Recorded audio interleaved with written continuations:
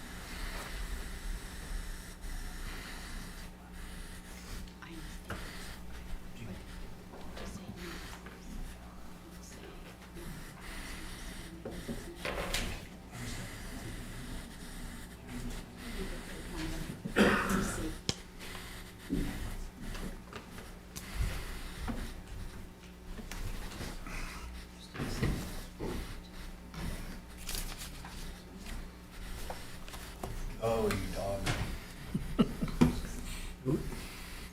Oh, it's bad.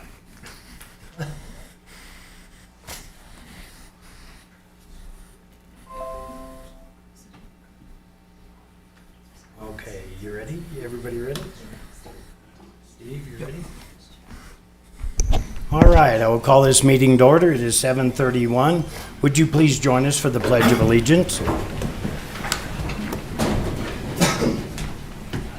I pledge allegiance to the flag of the United States of America and to the republic for which it stands, one nation, under God, indivisible, with liberty and justice for all.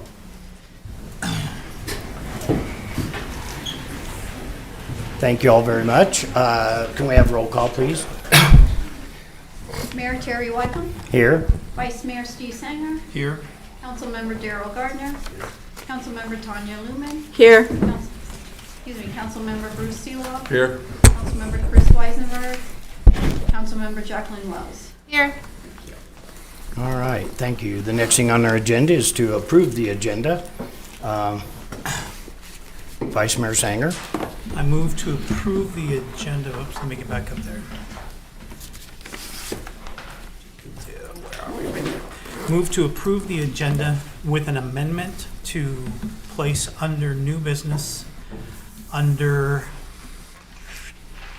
E, or in addition E, a letter to approve, letter of support for HF Sinclair to seek money in the Energy Matching Fund program from the state of Wyoming to upgrade the technology in the refinery's primary gasoline production unit. Second. Been a motion made and seconded to, let's see, let me find it here. To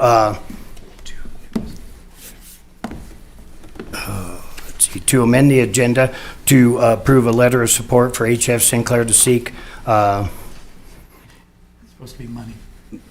money in the Energy Matching Fund program for the state of Wyoming to upgrade the technology in the refinery's primary gasoline producing unit. Is there any discussion? Why is this not on the agenda beforehand? When did we get this, Lynn? It just came to me, and it isn't timely, but it is important, so I asked that it be added to the agenda. Does it have a certain deadline that has to be done this meeting instead of in 2 weeks? I believe it does. Does it say when the deadline is? Excuse me? Does it say when the deadline is? That No, the I letter don't, has to I be don't, turned in? I don't think it does. Do you not want to, if you don't want to support this, just vote no when it's time? I just think, don't we have something where the people have to know? So in case they have questions or something, they Actually, can the come to state law meeting? is this, that we, as a policy, try to put everything we possibly can on the agenda for public notice so that they have a chance to know what is coming on the agenda. However, it's much like when you got sworn in, it was a motion made that night, and then action can be taken on it, and it's very legal. The class that Kathy McPherson just taught made it very clear. Okay. All right? All right. Any other discussion? All right. Hearing no other discussion, will you please open online voting?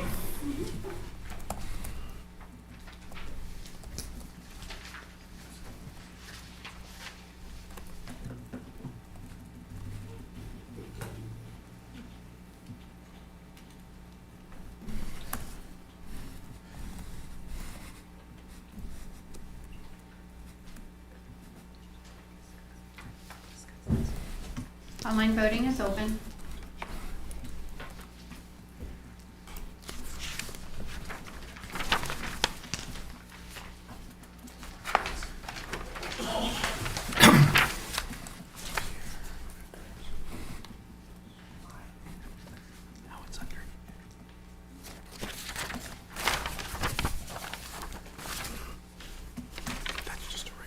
Online voting has closed. The motion passes with 6 yeas.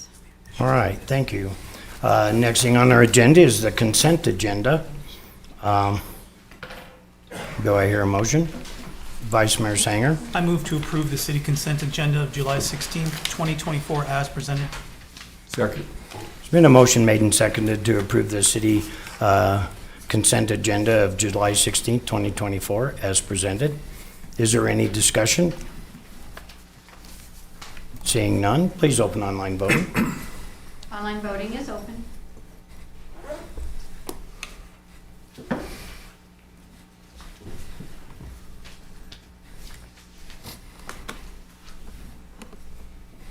Online voting has closed. The motion passes with 6 yeas. All right. I cannot seem to get this halfway. Hang on here.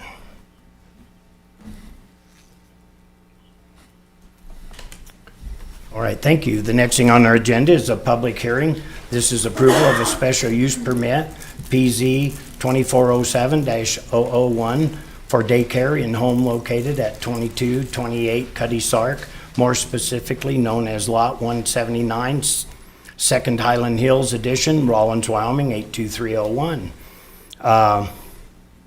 Is there anybody here that would like to speak during this public hearing about this issue?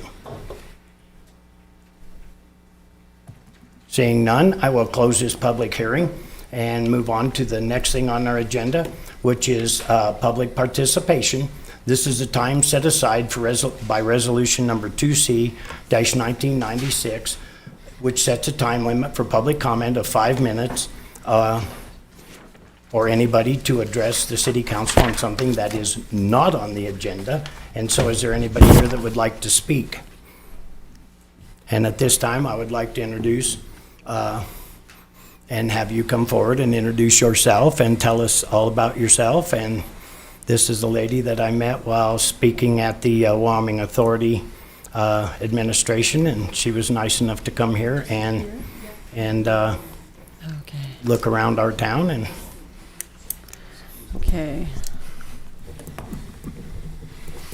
don't mean to embarrass you, ma'am.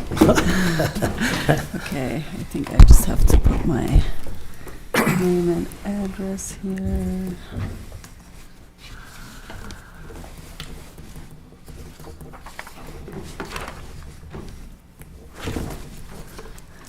Hi everyone. I just wanted to come say hi at the city council meeting. My name is Irem. I am originally from Turkey, and I have been doing my PhD on the West Coast in the U.S. for the past 6 years.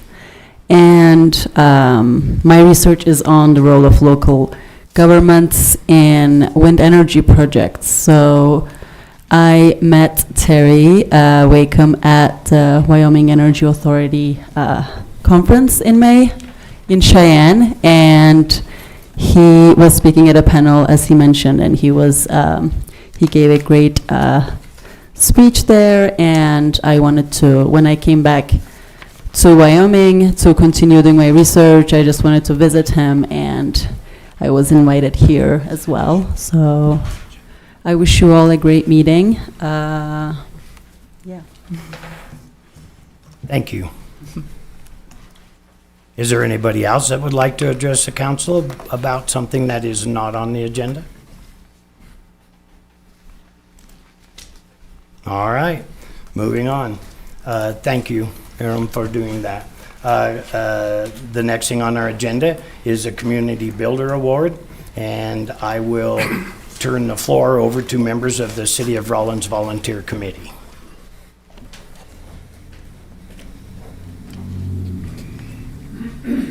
Okay. Hi, Honorable Mayor and Council. As you know, the Community Builder Award is a monthly award the city presents to local individuals, businesses, and organizations for their volunteer service, sponsorship, promotion of programs and events, outstanding service in the interest of the city, and for other contributions significant to Rawlins' quality of life. The Volunteer Committee would like to present the July 2024 Community Builder Award to the Rawlins Lions Club. Would you guys like to come up?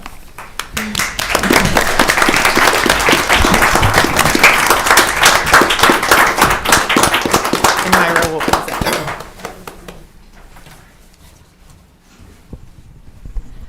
You can sum up the care the Lions give to our community in 3 big ways: the importance of sight, community spaces, and youth. The Rawlins Lions Club is now 103 years old. They have dedicated themselves to serving our community for over a century. I'm not sure these gentlemen have been, but somebody. In fact, the Rawlins Club was established just 4 years after the founding of the international organization. Rawlins Lion Club members work to promote sight and quality of life. Here in Rawlins, 4 to 5 people receive eye surgery each year, paid for by the Lions Club, such as for cataracts. They also collect glasses in our community, which are then read by inmates at the WSP to determine their prescription and then shared with those in need. Lastly, they help support the Lions Club camp on Casper Mountain, which hosts annual camps for the blind and visually impaired. The Lions Club's commitment to our community event extends to the maintenance of our public spaces. They have donated and perform annual maintenance at 2 park pavilions, Bolton and Washington. They funded the Rochelle Ranch sign and participate in the Rawlins Adopt a Street program. They reach beyond our community borders and provide aid in emergencies, both here in Wyoming and around the globe. The Lions provide 2 to 4 scholarships annually for local high school students to attend trade school or college. The ways the Lions fundraise for these critical projects can also be seen as community service. Their annual pancake breakfast on the first Saturday of the fair is a beloved local event. Don't forget to mark your calendars for August 3rd, it's coming up. The Lions Club members call Rawlins home, and they donate their time to make it a great community. If you want to join them, reach out to anyone in the club or show up for their weekly meetings on Thursdays at noon at the Pepper Mill. They would love to share more with any of you about what it means to be a Lion. So let's say congratulations to the club on 103 great years, and we wish you another 103 more.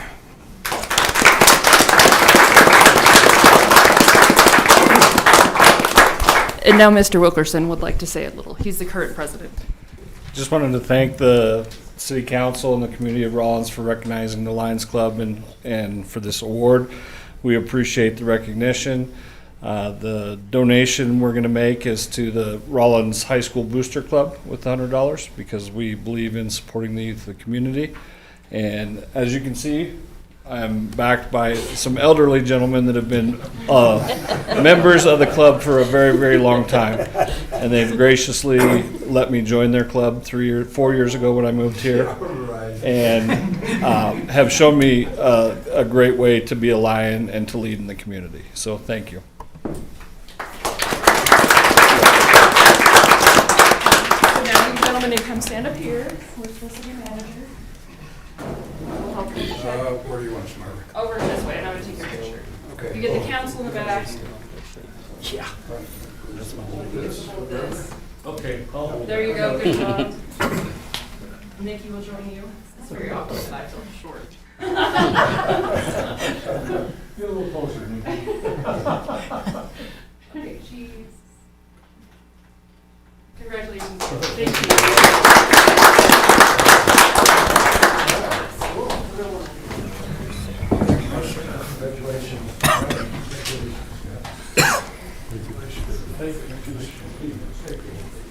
Thank you, guys. That award is very, very much necessary for you guys. They do a tremendous job in our community. The next thing on our agenda is a proclamation, which I will read without my glasses. I forgot them at home. This is the City of Rawlins, Wyoming proclamation. The 41st Annual National Night Out 2024.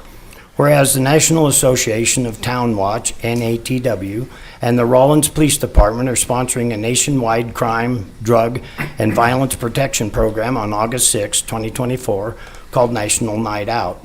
And whereas the 41st Annual National Night Out provides a unique opportunity for the City of Rawlins to join forces with thousands of other communities across the country in promoting cooperative law enforcement community crime prevention efforts. And whereas victim advocates play a vital role in assisting the Rawlins Police Department through joint crime, drug, and violence prevention efforts in Rawlins, and is supporting National Night Out 2024. And whereas it is essential that all citizens of Rawlins be aware of the importance of crime prevention programs and the impact that their participation can have on reducing crime, drugs, and violence in Rawlins. And whereas the police community partnerships, neighborhood safety awareness, and cooperations are important themes of the National Night Out program. Now therefore I, Terry L. Wycombe, Mayor of the City of Rawlins, do hereby proclaim August 6, 2024 as National Night Out 2024 and urge all citizens to join the Rawlins Police Department and National Association of Town Watch in supporting the 41st Annual National Night Out. And so, with that, I will ask Chief Ward to say a few words. Thank you, Honorable Mayor and Council, for your proclamation. National Night Out is one of the larger community engagement events between law enforcement and the communities that they serve. It started over 40 years ago in Western Pennsylvania and has since spread across our country and Canada. It's always held the first Tuesday in August. This year, as the mayor read, it's August 6th from 5 to 8 p.m. at Bolton Park. This will be the fourth, I believe, that I've attended since I've come to Rawlins, and every single one of them has been an outstanding event. The entire community is invited to join us. The goal of National Night Out is to build a bond between the community and the first responders that serve their community. In the past, and we have invitations out that we're still receiving back in, but we've been joined by the Wyoming Highway Patrol, Carbon County Sheriffs, Sinclair Police, Wyoming Department of Corrections, Saratoga Police, and Encampment Police, Rawlins City Fire, Classic Air, Memorial Hospital Ambulance. There will be live music and food, and we will be looking forward to seeing everyone there. Thank you. Thank you. I can't wait. It's always a great time. Thank you, Chief. Thank you. The next thing on our agenda is a presentation of the employee of the second quarter for 2024, and I will turn the floor over to City Manager Tom Sarvey. Thank you, Honorable Mayor and distinguished council. Tonight we're able to honor one of our employees as the employee of the quarter for the second quarter. And I'd like to introduce to council from our fire department, Caleb Miller. Caleb, you come up here. Caleb has been a huge asset to the Rawlins Fire Department. Caleb oversees maintaining the vehicle fleet for the department. He has gone above and beyond at keeping our apparatus fire ready. We had need to replace a wildland pump motor, and Caleb took it upon himself to find and replace the pump motor. Adapting a new motor to a 2002 truck pump unit was a challenge. Caleb has coordinated with outside agencies for repairs that were out of the ordinary. Caleb is always willing to work overtime shifts and fill in when others are out. Caleb is willing to help out any of his coworkers with assignments and tasks and will make time to explain anything. He is a hard worker and is great to have as an employee. So I want to congratulate Caleb Miller as our employee of the quarter.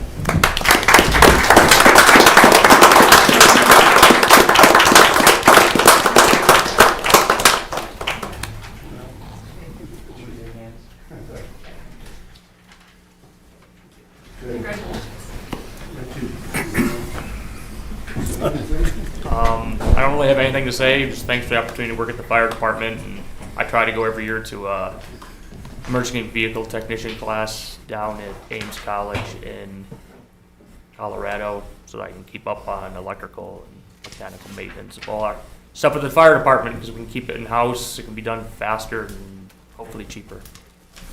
Caleb, thank you for your service, and I wish you'd have brought your bagpipes. Yeah.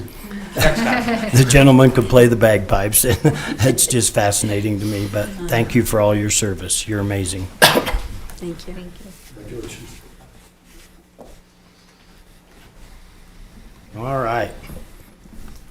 The next thing on our agenda is to appoint Parks and Recreation Advisory Committee members. I would entertain a motion. Councilman Lumen. I move to appoint Christine Ford to the Parks and Recreation Advisory Committee for a term ending December 31st, 2024. Second? There's been a motion made and seconded to appoint Christine Ford to the Parks and Recreation Advisory Committee for a term ending December 31st, 2024. Before we vote, I would like you to get up and tell us why you would like to be on this board.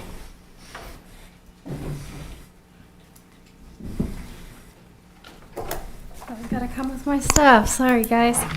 Good evening, Council. Thank you for giving me the opportunity to introduce myself and speak to why I'd like to be considered for the open position in the Parks and Recs Advisory Committee.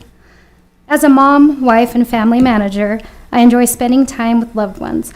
In my spare time, and when the weather permits, I love being outdoors. My family loves to hunt, fish, hike, and I consider myself a river rat in the summer. In my downtime, I enjoy reading, and I recently started working towards finishing my degree in history. I've put my name in the hat for the advisory committee because I believe that the Parks and Recs Division needs citizens who are passionate and willing to put in the work to see our community not only succeed but flourish. Although I've never been a part of a committee, I do believe that the last 20 years of work experience makes me qualified for this position. In my last job, I was responsible for the oversight and generating reports within the organization, as well as multiple federal agencies. My main responsibility was the collection of data, verifying accuracy, creating comprehensive reports, and communicating those findings, as well as participating in biannual studies for the Sinclair refinery. With that, I had to speak to any inconsistencies, so it was mandatory that my findings were very accurate. Before that, I oversaw teams of 20 to 40 people responsible for tech support companies like Google, Yahoo, and Twitter. I was responsible for the hiring of representatives, creation and implementation of training, performing evaluations, and hitting metrics. I also generated quarterly updates and presented them to our clients.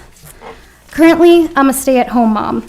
With my spare time, I've been given the opportunity to volunteer and coach multiple sports within our youth rec leagues.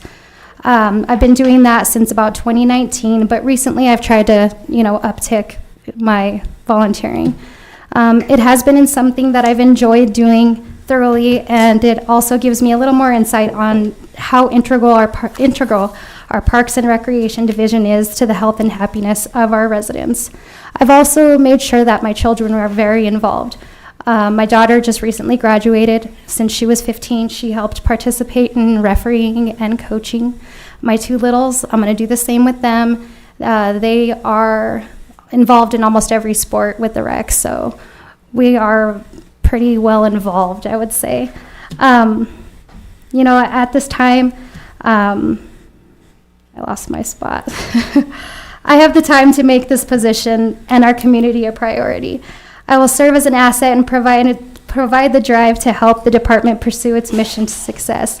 And again, I do appreciate your consideration and hope that I get to work with you in the future. Thank you. Thank you.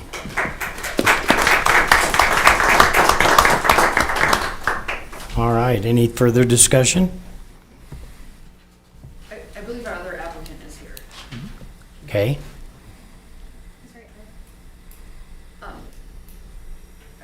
Everybody's pointing at somebody else. Whoever it is, come up front.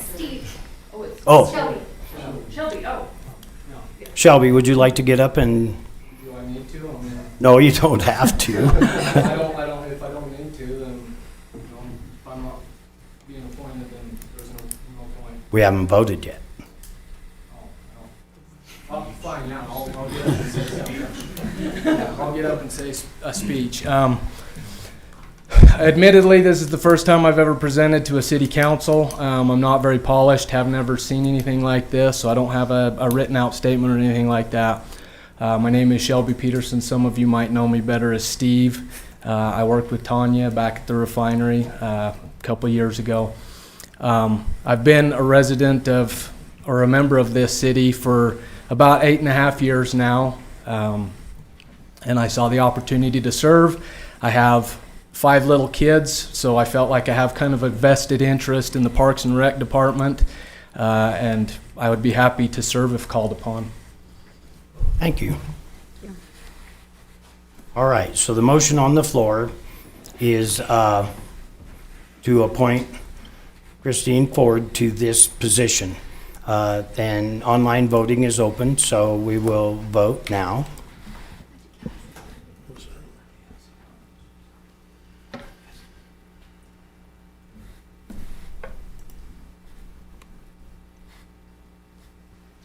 And before the results are in, I would like to tell you both, thank you for applying for these boards. It's important. Volunteerism in our town adds the quality of life to our town that we just couldn't have without it.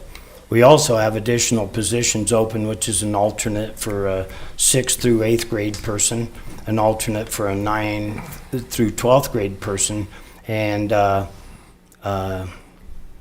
both of those youth positions have been advertised since June 6, 2023. So if you know somebody that falls into that category, please have them apply.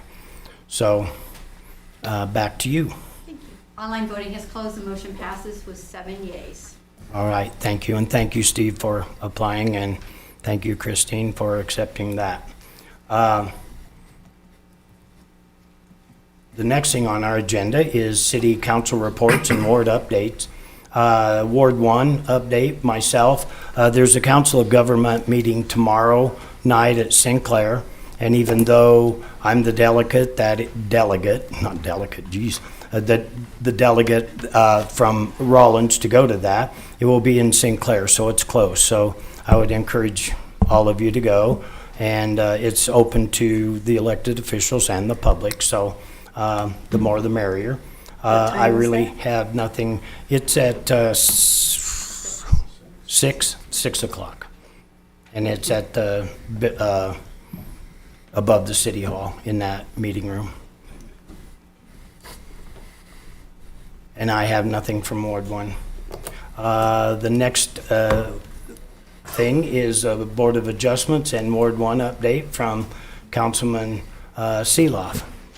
So far, we had another meeting, so on the Board of Adjustments, we're just waiting to hear from them.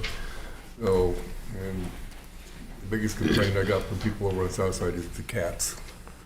I've actually got people from the other side of town calling me now on them and stuff, so what we're going to do with them, I don't know, but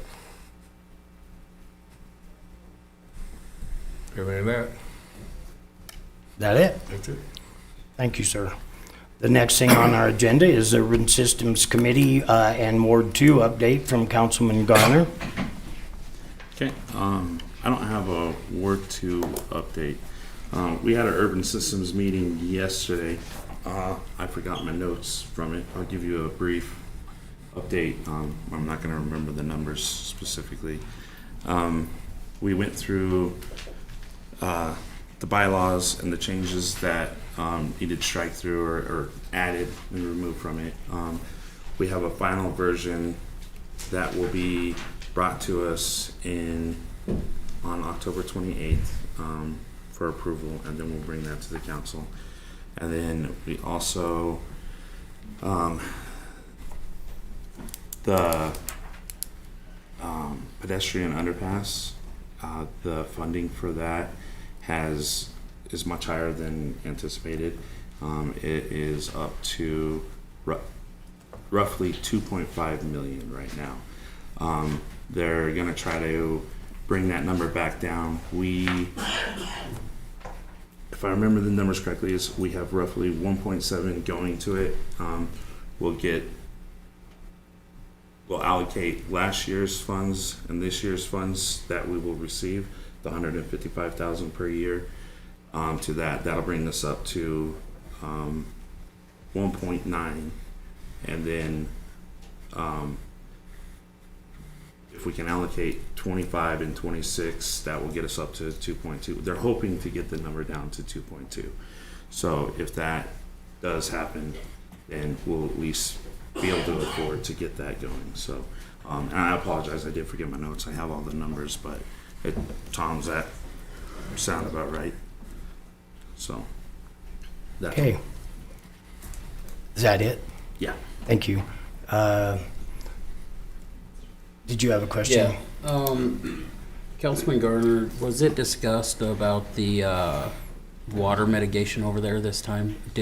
Where are they at on that project with, because that's part of that underpass study, or doing that? I believe that was, that's in my notes as well. That's going to end in, I think that's why we put another meeting near October, because that's when we'll have the final numbers and that information. So that study will go until, I think it's beginning October, correct?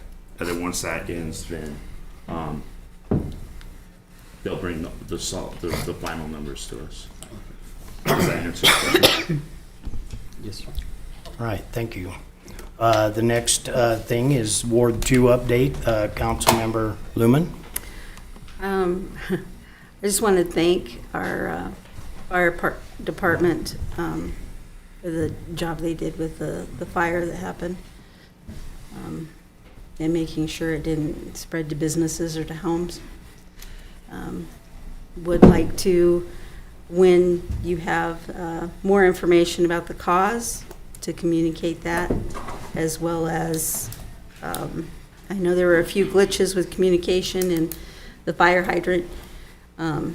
A report on what happened and what we can do so it doesn't happen again.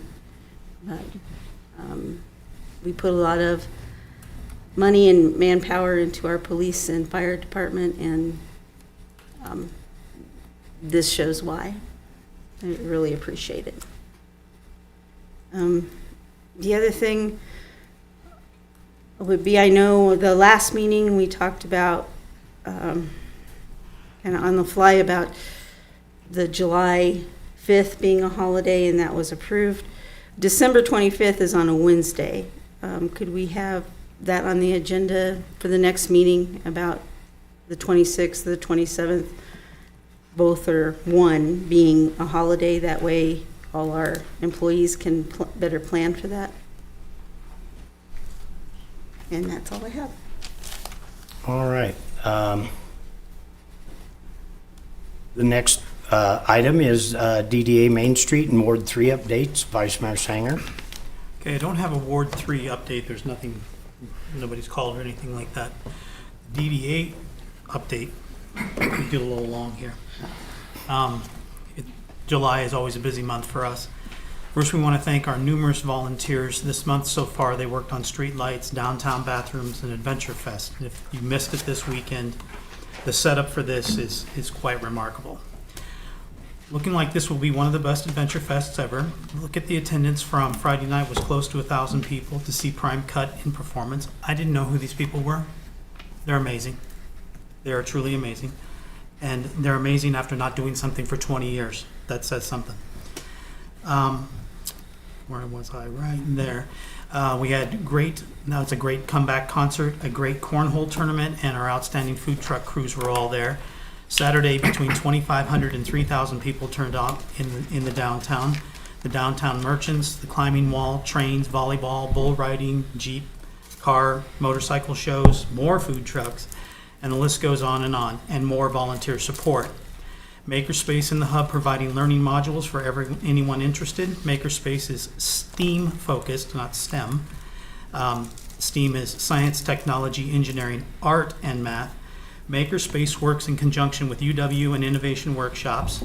You can check out classes at ccyohub, all one thing, all capitals, .org. New community banners went up on Cedar, 4th, and in Depot Park. A lot of effort was put into setting up and running Adventure Fest, and I want to thank all the merchants, community partners, vendors, and volunteers that work to make Adventure Fest the great event that it continues to be.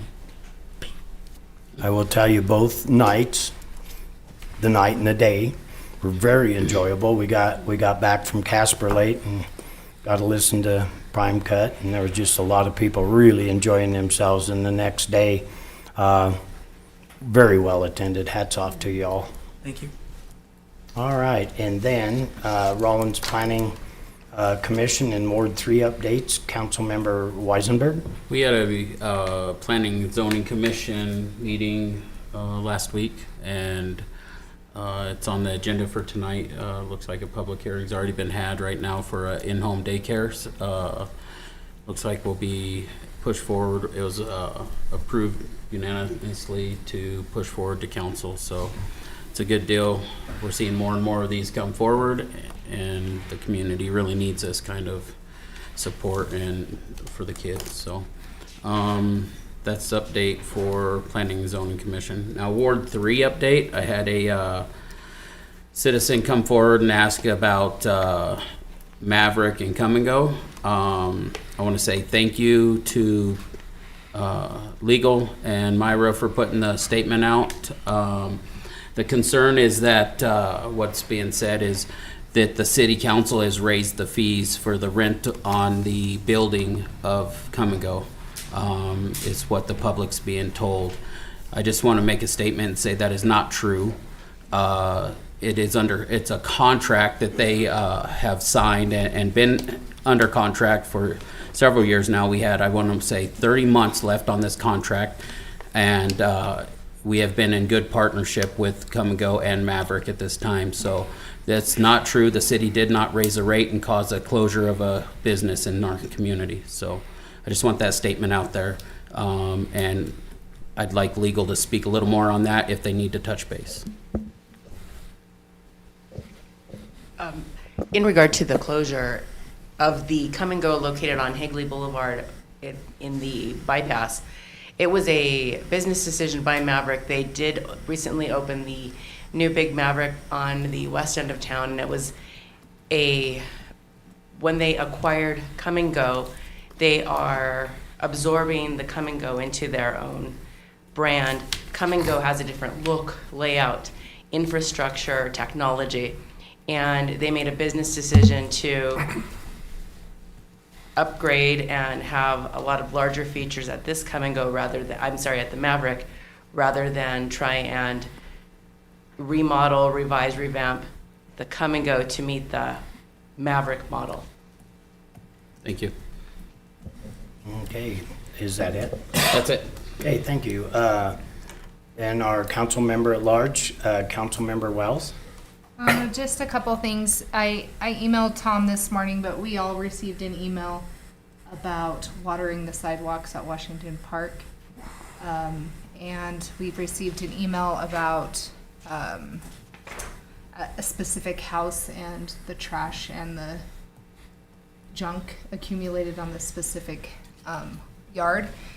I didn't see it until the second email came in for a follow-up, so I don't know if our email system kind of filtered the first email, so you guys might want to just check it. But I forwarded it to Tom, and he did assure me just before the meeting that they are trying to fix all the sprinklers so they aren't watering the streets, especially in that one area in Washington Park.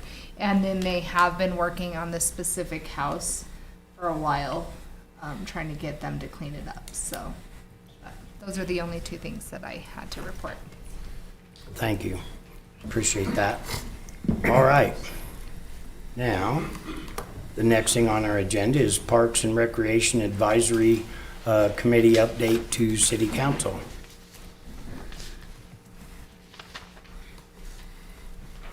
Hello again, Mayor and Council. Unfortunately, none of the board members could be here besides Steve.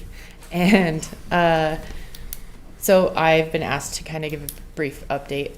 This was one of the boards that, for lack of a better term, I inherited. So we kind of put off meeting until the director was appointed after Jason left. And so we have met April, May, and June. And then in June, after we approved the bylaws, they opted to go to quarterly meetings. So the next one won't be until September, I believe, is what we decided.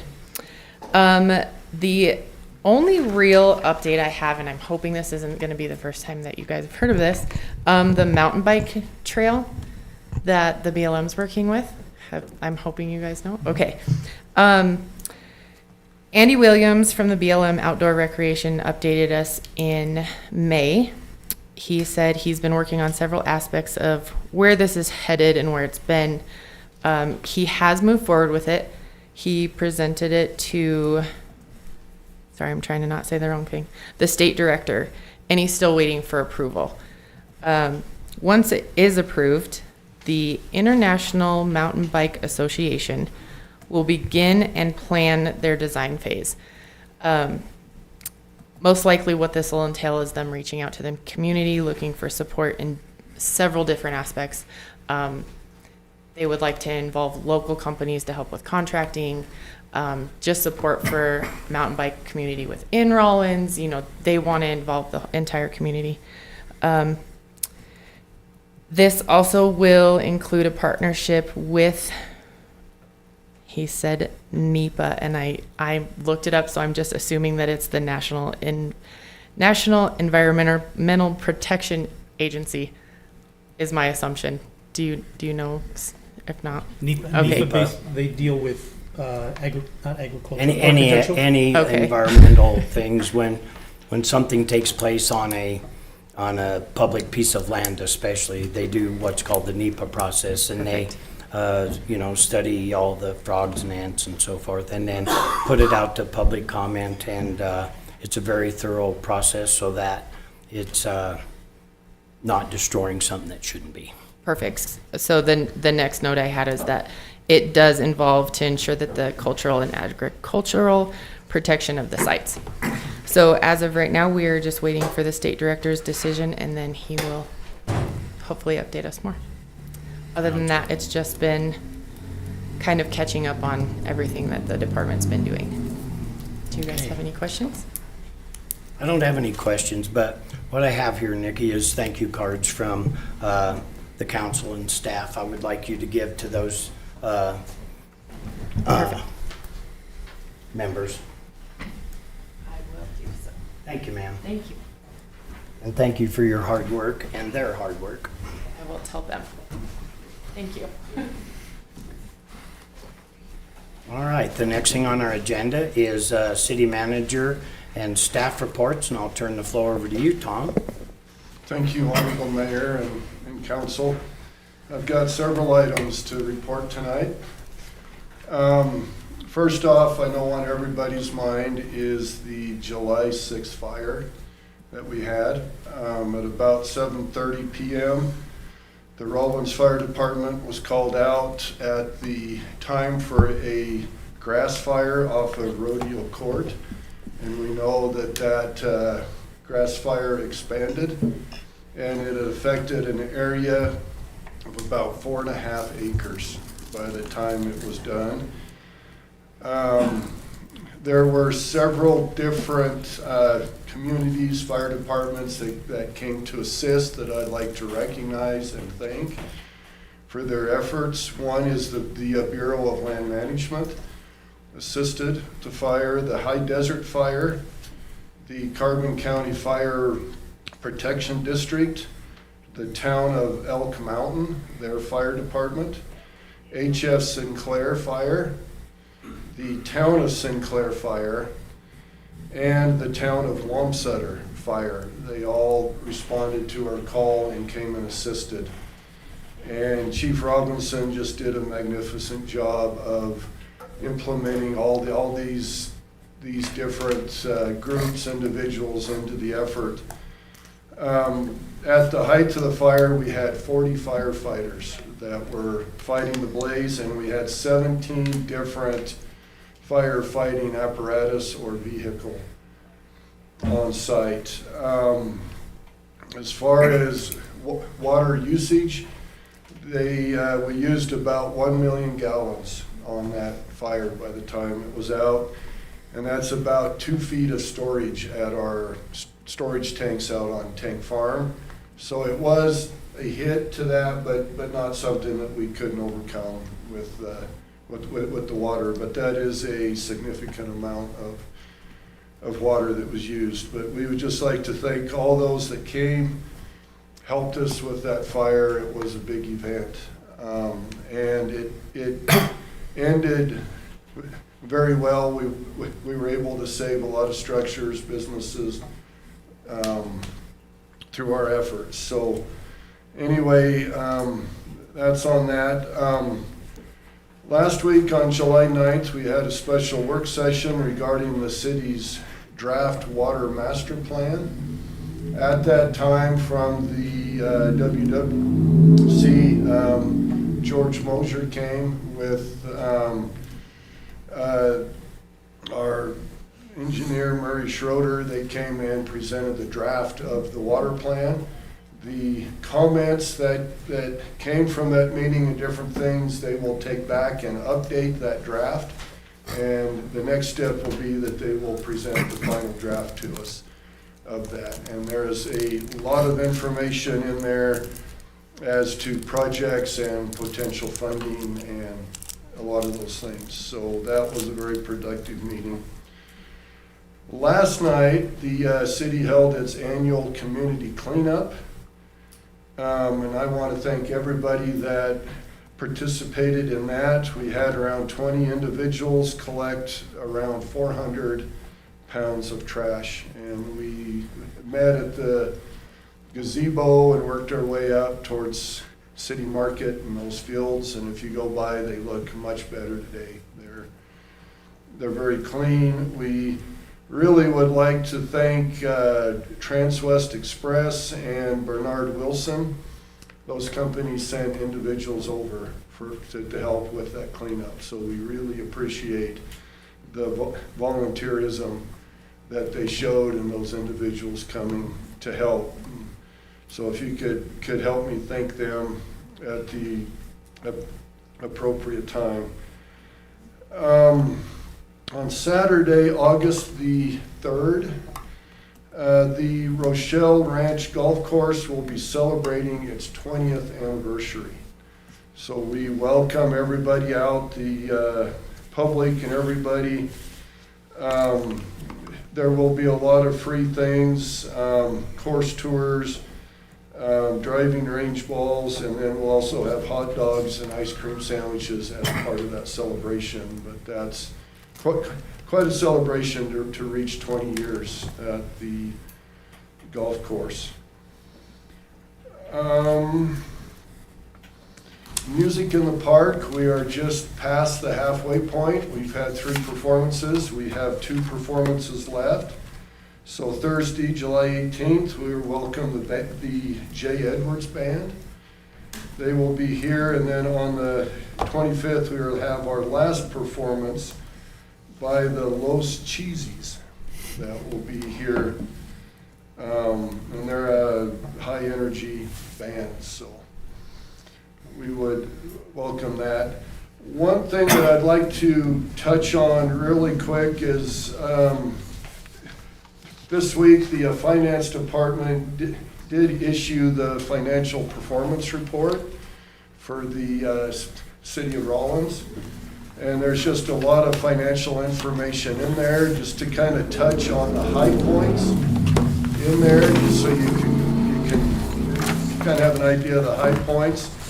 Taxable sales are down 28.1% in Carbon County from the first quarter of 2023 to the first quarter of 2024. The main reason the taxable sales are down is that we have a lot of like one-time projects where we collect sales tax on those projects. And so a lot of the wind projects had activities during that time. And so we reaped the benefit of that the first half of the year. Sales taxes were, collections were really high, and then we finished the year with them at a low. And so overall, we had an increase in general fund revenue of about 2% over fiscal year 23. It's about $257,000 increase overall. General fund revenues came in about 1.1% over budget. So we received 1.1% over what we had budgeted.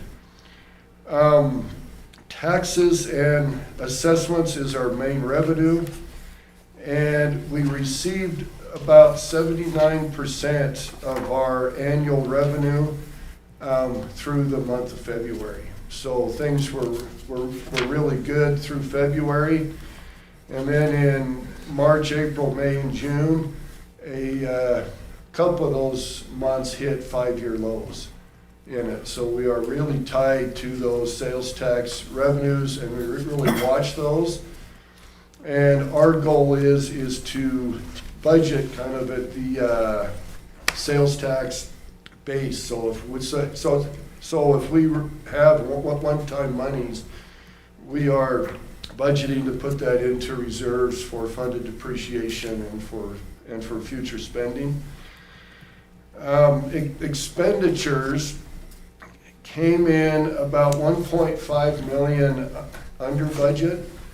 A significant portion of that, about 910,000 of that, is from salaries and benefits for positions that we've been unsuccessful in recruiting into those. And that, that's a lot of budget, I guess, that we maintain, from the salaries and benefits there. We also had 89,000 left over from capital. There again, we've run into some, just the market right now, things are slow. So we ordered 1 year and it ends up coming the next year. Supply chain issues and those things. Our specific purpose, which is our 6th penny tax, we have about $4.6 million in there. And there again, we're looking for several million more than that to be able to perform the Edinburgh Street project, but I just wanted to report what was in there, what we've collected. Impact assistance funds right now are at 2.5 million. In there, we've just put $1 million of that towards the Edinburgh project. We have 717,000 of that for an ARPA match for the spring boxes. And we have 387,000 for pre-treatment that is still resides in those funds that we are putting towards pre-treatment. So we have those. The enterprise funds have come in with the expenditures well under budget. There again, a lot of that is salaries and benefits for positions that we are unable to fill. The water staffing, we budget for 9 utility workers, and we've been operating between 3 and 4 workers in there. And so that just leaves a lot of the budget in salaries and benefits. Water revenues came in about 7% lower than what our budget was. So as we have increased water rates, there is lower usage which is something that we were keeping an eye out for. Sewer funds, sewer revenues came in right at budget. In fact, they were 1.4% higher than budget. Landfill revenues came in right at the budget, 99.74% of the budget, so that's really close. And recycling revenues came in about 8.4% higher than budget. So that's just a quick rundown of the financial report. I am happy to meet at any time if individuals should have questions on that.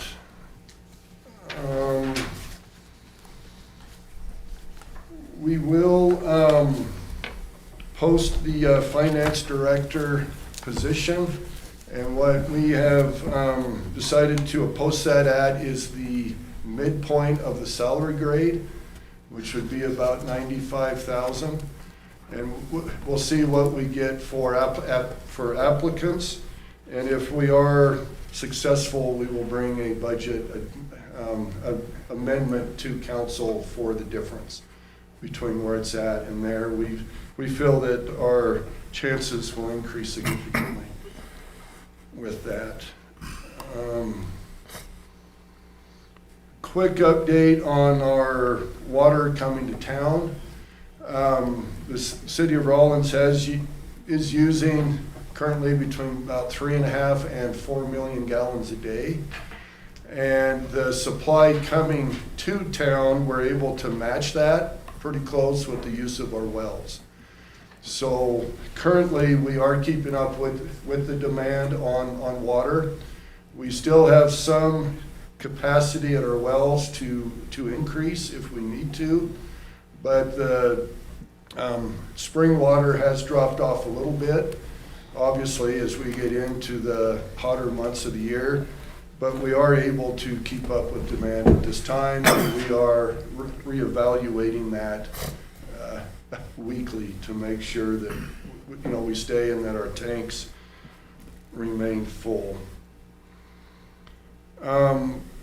We are still working on our inventory for the lead and copper rule for the inventory that we have to turn in, and we still encourage residents to look at their service lines, report to the city their service lines if there's lead and copper. With that, we've received about 130 surveys so far, and we need to get that much higher. So we just want to encourage the community to send in their survey and to get that done. So that is a lot, but that's my report. Thank you, Tom. Vice Mayor Sanger. So the house next to me, they came over, there was something wrong with their shut-off valve.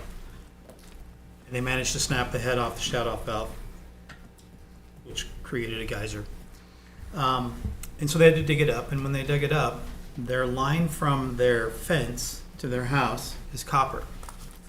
The line from their fence to the water line, which is no more than 5 feet, was lead, and 6 feet underground.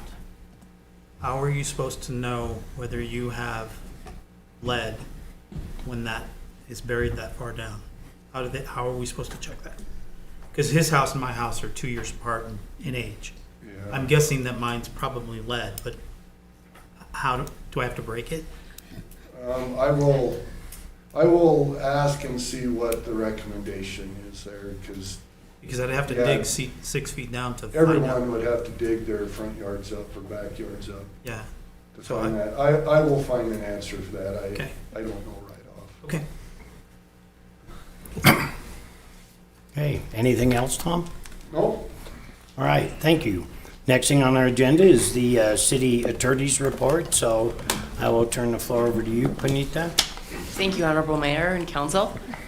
Short report, MuniCode, which is the online tool for recodification. Update on that. It is in process, whatever they're doing on their back end. And they are I'm not exactly sure what they're doing in terms of the setup, but we will get a legal review from their legal too in regard to compliance. But in the interim, we just need to continue sending them any changes to our code and any updates, whether it's resolutions, ordinance changes, and just to keep that all updated so that once we do go live and have the review platform to make sure everything is ready. I am currently in the process of drafting modifications and updates to our nuisance and abandoned vehicle code. I will be setting up a working group with other affected stakeholder departments, which will include RPD, fire department, community development, code enforcement, and with city manager. And hope to have some sort of a first reading presentation to you within the next month. And just as a heads up on where we're going with this, we are moving abandoned vehicles out of nuisances and into the motor vehicle code, which is how the state statute has it handled. But nuisance vehicles are considered non-compliant vehicles, which are those that don't have tags, flat tires, that are essentially inoperable, but not necessarily abandoned. In regard to some of the other duties from legal, we do handle prosecutions and code enforcement matters, and ordinance enforcement matters. Just for insight for council, Mondays are devoted to prosecution and enforcement matters. That's our court date with legal, and that is the day we handle all arraignments for all tickets that have come in, and people have the opportunity at that point to do present to either plead guilty, not guilty, and matters are then set for a bench trial or other options, depending on what the citation is, or people may forfeit the ticket depending on what the citation is. We also on Mondays handle any hearings, any other bench trials or jury trials that may arise. So Mondays are devoted completely to prosecution matters. And then during the rest of the week, prosecution matters filter in and out, which includes prep for trials, for negotiations, discussions, further matters with ongoing prosecution matters. And just wanted to update you guys how that works. And those are the only updates I have right now. Are there any questions from council? Yes. The HR manual, I don't know if you've started to read through that yet or if that's on your back burner, but I do have a suggestion, because it is pretty thick. Is it possible, and are there other towns that may do this as well, where the manual is, to give to the employee, but could we break it down into policies? Like, this is our sick leave policy, this is our vacation policy, whatever makes sense, to break that huge manual down into policies, and then the council vote on those policies. It would also make it easier if there's any changes with the government to make changes to those policies. Does that make sense? It's as though you've read our minds. That's exactly how we're working on this, in order to, instead of having one consolidated thing that needs to be changed every time, to do policies and then incorporate it into some kind of a consolidated place where the different policies can be located by employees. And exactly as you've considered this, you've read our mind. So we are looking at this, and we will be bringing something forward within the next month, Ellie. Next month? Next Okay. month or sooner. Thank you. You're welcome. Is there anything else from anybody else? All right, thank you. The next thing on our agenda is direction from City Council to City Manager. Is there anything, I've got to shut this off, I'm sorry. Is there anything from any one of the council that would like to bring something forward? Councilman Garner? Can we get a report, maybe every 6 months on the liquor license standings, just where the, where the checks have, when the checks happen, maybe just get an update to see how everything's going, and just do that, I don't know, quarterly, 6 months, just a brief update on what the standings are. Absolutely. Okay, thank you. Anything If the council else? would like that. Sorry. All right, thank you all. Next thing on our agenda is to approve a 24-hour catering permit. Councilman Wells? I move to approve a 24-hour catering permit for the Rifleman Club Bar LLC, doing business as Rifleman Club Bar, liquor license number 59, to cater the Sinclair Parco Centennial celebration at the town of Sinclair, Wyoming, on Saturday, August 17th, 2024. This will be for an all-day event. Second.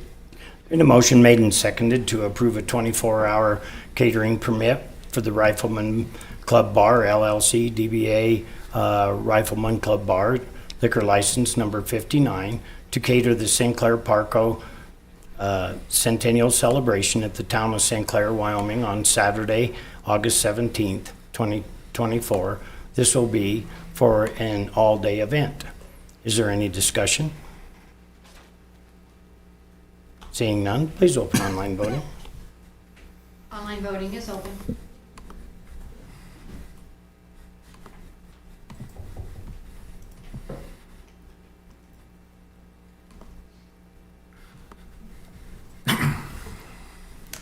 Online voting is closed. The motion passes with 7 yeas. All right, thank you. The next thing on our agenda is a request to waive the permit fees for a plan review. Do I hear a motion? Vice Mayor Sanger? I move to approve waiving the permit and plan review fees.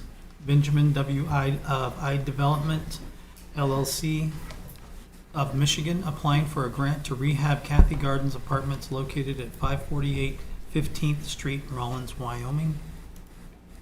Second. Been a motion made and seconded to approve waiving the permit and plan review fees for Benjamin W. Ide of Ide Development LLC of Michigan, applying for a grant to rehab Kathy Gardens Apartments located at 548 15th Street, Rawlins, Wyoming. I will turn the floor over to you, Lou, and to Mr. Ide. Whoever wants to go first here. Honorable Mayor and Council, excuse me, I got a little bit of a cold tonight, so I've been working with Mr. Ide on the rehabilitation project on Kathy Gardens. It's going to entail roughly $4.7 million worth of work. Plan review and with what they're requesting comes out roughly $46,500. This is a major renovation, parking lot, concrete, interior. I know they've had problems with their fire panel on the inside. And after talking to Mr. Ide, what the plan is once they get 4 or 5 of the units vacated, they're not going to rent them, and they'll move tenants that are currently in there now into the ones, rehab their apartments, and once they're done, move the tenants back into their original apartment. So overall, I think this is good for that facility. It needs a lot of work, and you know, the work that Mr. Ide and his company's looking at doing will be huge for the people that are living currently in the Kathy Gardens apartment. Okay, Mr. Ide, would you like to speak? Yes, thank you for that, Lou. I appreciate it. Mr. Mayor, City Council members, thank you for considering this request tonight. My name is Ben Ide. I'm the founder of Ide Companies. We're a development company that specializes in affordable housing. And we've been involved in 6 or 7 of these across the state of Wyoming over the last 5 or 6 years. And the reason for the request is we're going to be applying to the Wyoming Community Development Authority for housing tax credits and other federal resources.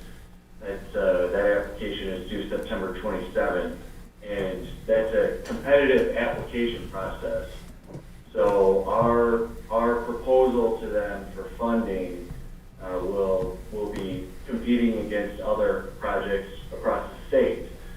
And each year, WCDA publishes what's known as a qualified allocation plan. It's basically their document that says what you need to do to get tax credits and how they're going to allocate housing tax credits. And they have a scoring matrix in there where you can get points for many different things, but one of which is local financial contributions. So WCDA considers local contributions when they're scoring the application, and by granting this request, it would make our application more competitive against other applications across the state. I'd be open to any questions you may have also. Thank you. Okay, Councilperson Wells? I do know that you guys have had, well, not you specifically, but Kathy Gardens has had problems with their elevator, and people weren't able to get out of there adequately or get up to their apartment adequately. And I do see that there is something in this about the elevators. Can you tell me more about that? Would they replace the whole elevator?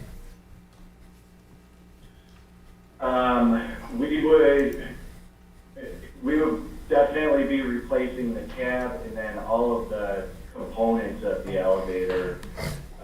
It would be a full, basically I think the elevator that's in there was from the 80s, so yeah, it would be a full replacement of the elevator. And just to be clear, I don't own the property. I have a purchase option on the property, and I'm applying for financing with WCDA. But just if I could expand a little bit on the rest of the scope of work, we're proposing a major rehab there. New roof, new mechanical systems. There's a boiler system in there that is at the end of its useful life. We would be abandoning that and installing new high efficiency mechanical systems in there. And then as far as the unit improvements, units would be taken down to drywall basically. So all electrical fixtures would be replaced, kitchens would be replaced, flooring, pretty much a full rehab of the entire property. Does anybody else have any questions? Panita? Hello, Mr. Ide. In regard to this project, who is the named owner on this project? Who is the named owner on it? Yes. It's Kathy Gardens Ltd. is the current owner. And who is the principal? The primary, the manager or owner? Laurel Lundstrom. I'm sorry, the last name? Laurel Lundstrom. And in regard to your involvement, you are working with Ms. Lundstrom to potentially purchase this if this grant goes through? Correct. Okay, thank you. Councilperson Lumen? I know in the past when we've had people ask for waiving their fees, we have done more of a percentage of what they've asked for than the whole amount. In other words, what's different about this that we would consider the whole amount rather than a percentage of it? Did you hear that question, Mr. Nye?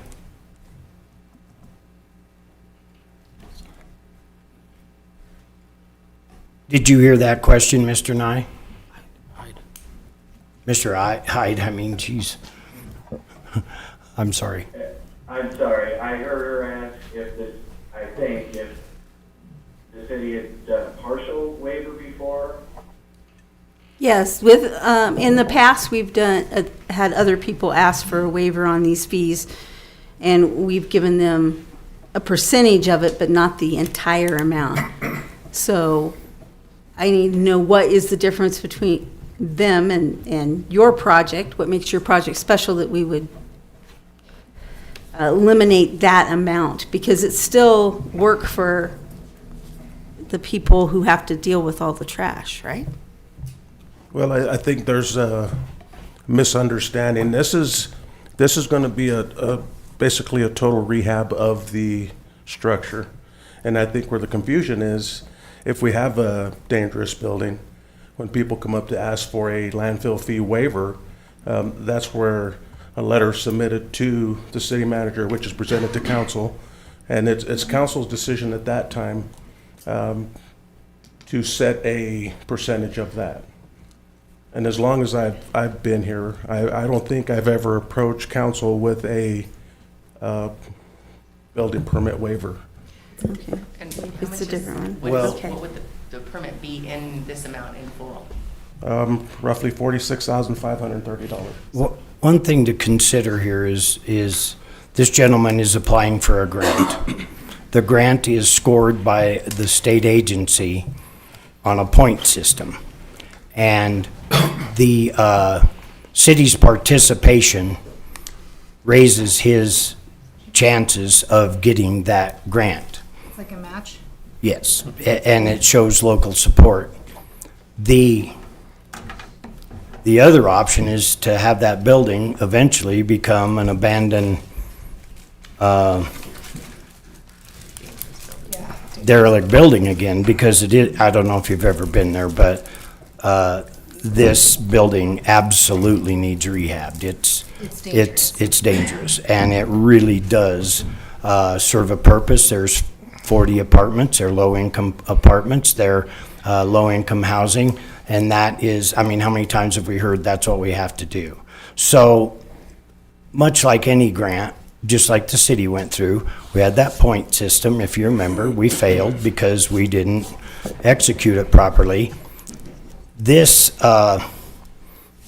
project, we wrote him a letter of support. It didn't get enough points for this gentleman to get that grant, so we still have that problem. And I can tell you, for instance, in Torrington, it's in one of the poorest towns in the poorest counties. They have several assisted livings, a nursing home, all kinds of things. That didn't happen any other way than this. And so Rawlins can continue to say no and not have that, or say yes and have that building rehabbed. Councilperson Miles? My question is, what's our assurance that this will stay low-income housing? That's a great question. So the Kathy Gardens is a project-based Section 8 development. So there's two types of Section 8. There's the tenant-based, where the tenant goes and gets a voucher, and then there's the project-based, where it's tied to that specific project. So 39 out of 40 of the units have project-based Section 8 assistance, 40 of the managers units. And as part of this transaction, we would agree to renew the Section 8 contract on the project, which would extend the period of the use agreement. And same thing with the housing tax credits that we're applying for. Those will also have a 30-year use agreement. So it would be guaranteed for at least 30 years? Yes. Any other questions? Councilman Weisenberg? Mr. Hyde, I understand the competitiveness of this grant and everything of this and the point system that you're up against. Do you have a rough estimate, or are you able to share your point system at this current time of what you're looking at? I know you can go through and see that. And understanding the competitiveness, what is the scoring what's a point's worth of the city to invest in this project too on this grant? Well, every funding round is different. I guess to talk about scoring in points, I don't know what other projects are going to be coming in this round. I do know that a few points can make a big difference, and you know, every point matters, I guess. And to me, it's sort of an opportunity for the city to just give the project one more advantage. You know, if we don't get funded, nothing happens there, which I don't think is the best thing. There's going to be a lot of secondary economic impact, not just the dollars spent at the project, but you know, it's a $4.7 million project, and you're going to have subcontractors coming through town. They're going to be in restaurants and gas stations, and so I understand nobody wants to give anything away, but I think that without going through the tax credit program, there's not a great way to rehab Kathy Gardens, unfortunately. Councilman Weisenberg? Now, one other question is, understanding that this grant under the WCDA and the point system might not allow you to get the full 4.7 on that. What's your plan going forward if that's not the full amount given on that grant? Well, they will give enough to make the project feasible, and there's more than just the construction costs associated with the project. We'll have third-party costs as well. I see people looking around. Is my audio? No, we can hear you fine. We can hear you. You can hear me? Okay. Yes. Okay. So there's going to be, you know, secondary costs or soft costs, like your architects, your engineers, all of that sort of stuff, that will be on top of the 4.7 million. So the total, I guess, to answer your question, WCDA will allocate enough resources to make sure the project is feasible. If they're going to award funding, they won't award like partial funding. Councilperson Wells? Mr. Ide, how long would the residents be displaced? It's typically between 30 and 60 days, and Lou spoke to that a little bit earlier. Basically, we would hold some units vacant, and when we're ready to start rehab, we would put people into those vacant units, go in, rehab their unit, and then move them back. So nobody ever actually leaves the property. Oh, that's good. Any more questions? Councilman Garner? What is the max amount of points you can get with this dollar amount? Is there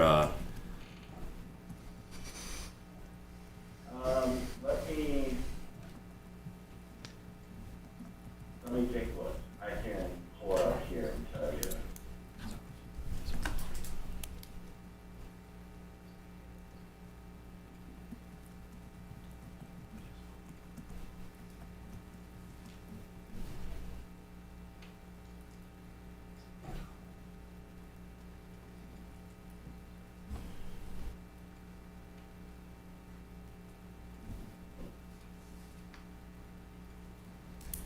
Okay, so there's 528 possible points. And that's for all the different categories, correct? That's correct. and for this category, for the dollar amount that the city would put to it, what is that? How many points can you get for that? What's the max you can get for that? Give me just 1 second. I've got it right here.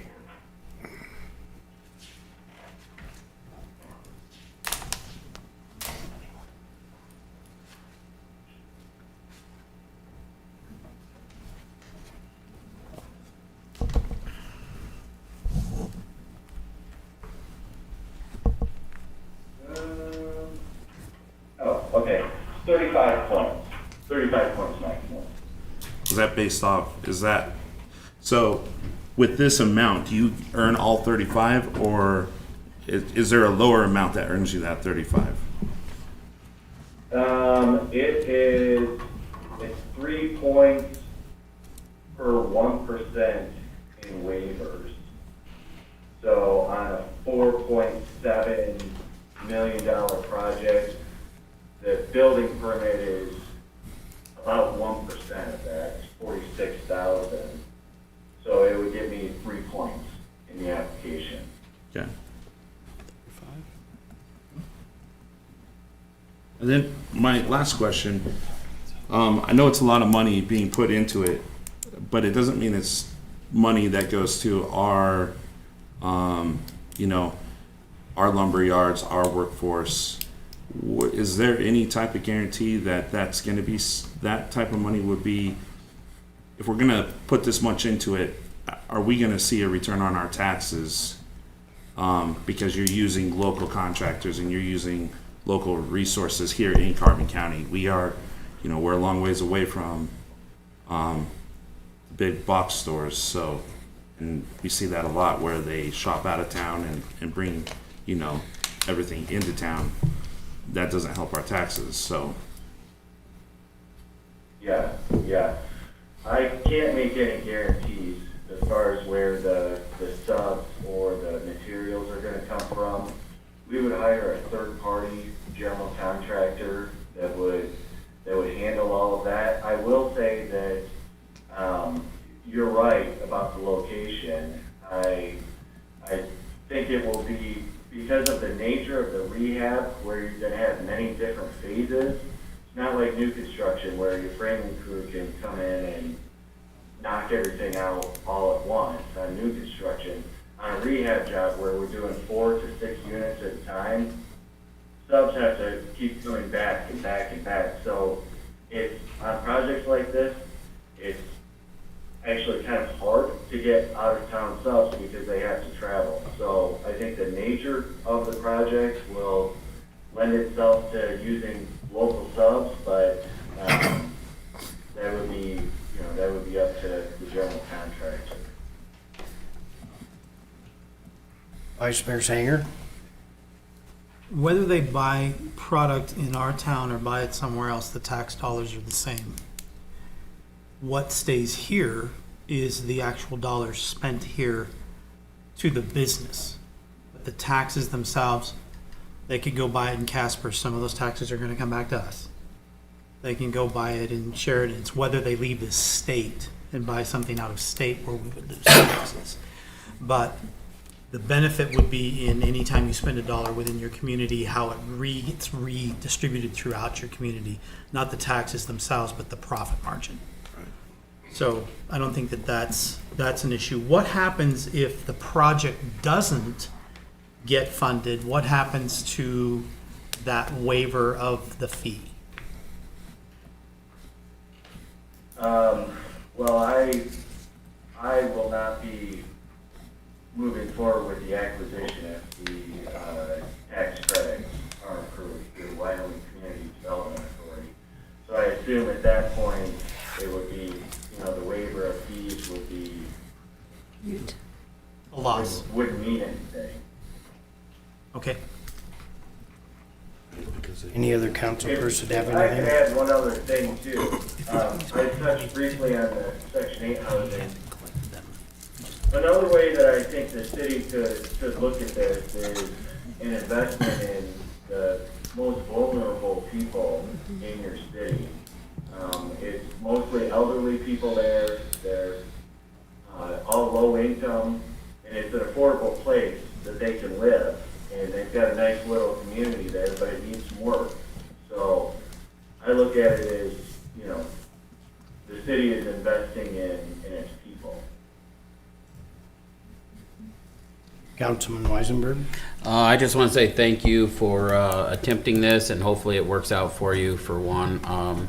Myself, I'm not 100% fully in support of 100% waivers of these fees. I understand the nature of it. This is something in the ward I represent that would help out and help with the beautification and the necessary need of housing in low income and everything else. So in that aspect, I'll tell you, you have my support. Vice Mayor Sanger, and then I'll get to you. Okay.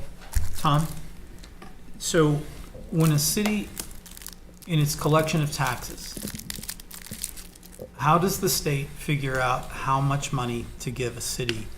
Is it based upon its value of the assets in which sit within the city? What's it based on?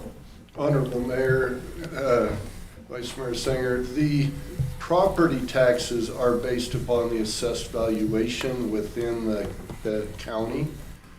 So if the assessed valuation were to increase on the property tax rolls, we would increase property tax. The sales tax is a formula at the state. So the sales taxes collected go to the state, and then where they originate, there is a formula as to how those come back to the community. So if currently the building is worth $1 because it's a wreck, and then it becomes worth $4.7 million, the assessment of taxes on that building will over time more than make up for what we're going to set aside one time, which is we're setting aside those fees one time, but for every month or every year after that, whatever we collect in property tax will continue on for however long that building continues to stand at whatever current value plus inflation we would be collecting on property tax. That is correct. I would have to do an assessment to see where the break-even point is between, the amount of the fee and the taxes received. I could always do a calculation on what we would call the break-even point. At what point would the revenues equal the amount of taxes waived? Okay. But yes, the assessed valuation will increase the amount of property taxes that are collected, and that would come back through us. Okay. Any other council person? Rose, you had a question?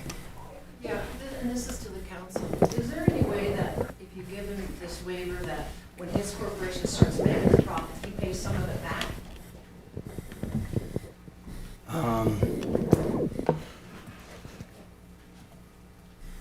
That's a really good question. I don't know, but I do know it's not in it wouldn't be normal or average that take place just because of the way grants are granted. But you had your hand up, Benita?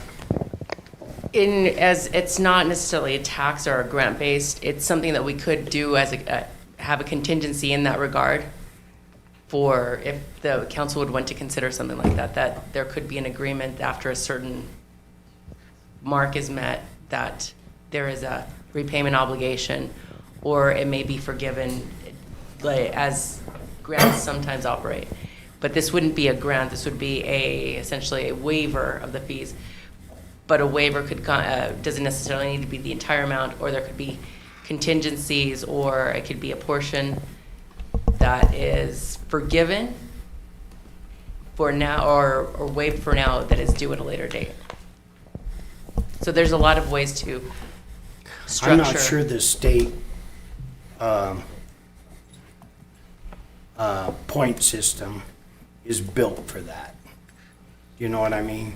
Like, if you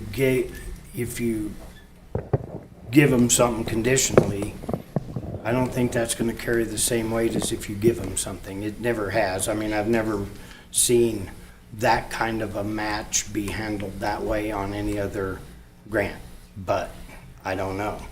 Vice Mayor Sanger? Ms. Rose, we don't know what his grant currently says or what the requirements are of his grant, but once we step into that, I'm pretty sure that the state does not say, okay, you said you were going to commit to this and then you want your money back. Well, then you didn't commit to it. That's how they're going to look at it. That's what I think too. And I don't know if there's something in his grant that would allow that to happen, but chances are when you step into a grant Whatever their rules are, those are the rules, and we don't get to change them to collect back that money. I'm thinking, because we have a lot of those in the DDA, where those grants come in and you go, you just have to have a match. Okay, once you have the match, can we get the match back? No. That's done. You're done. We're giving you money. You don't have to do anything for it, but we have to know that you're committing this much and you never get that back.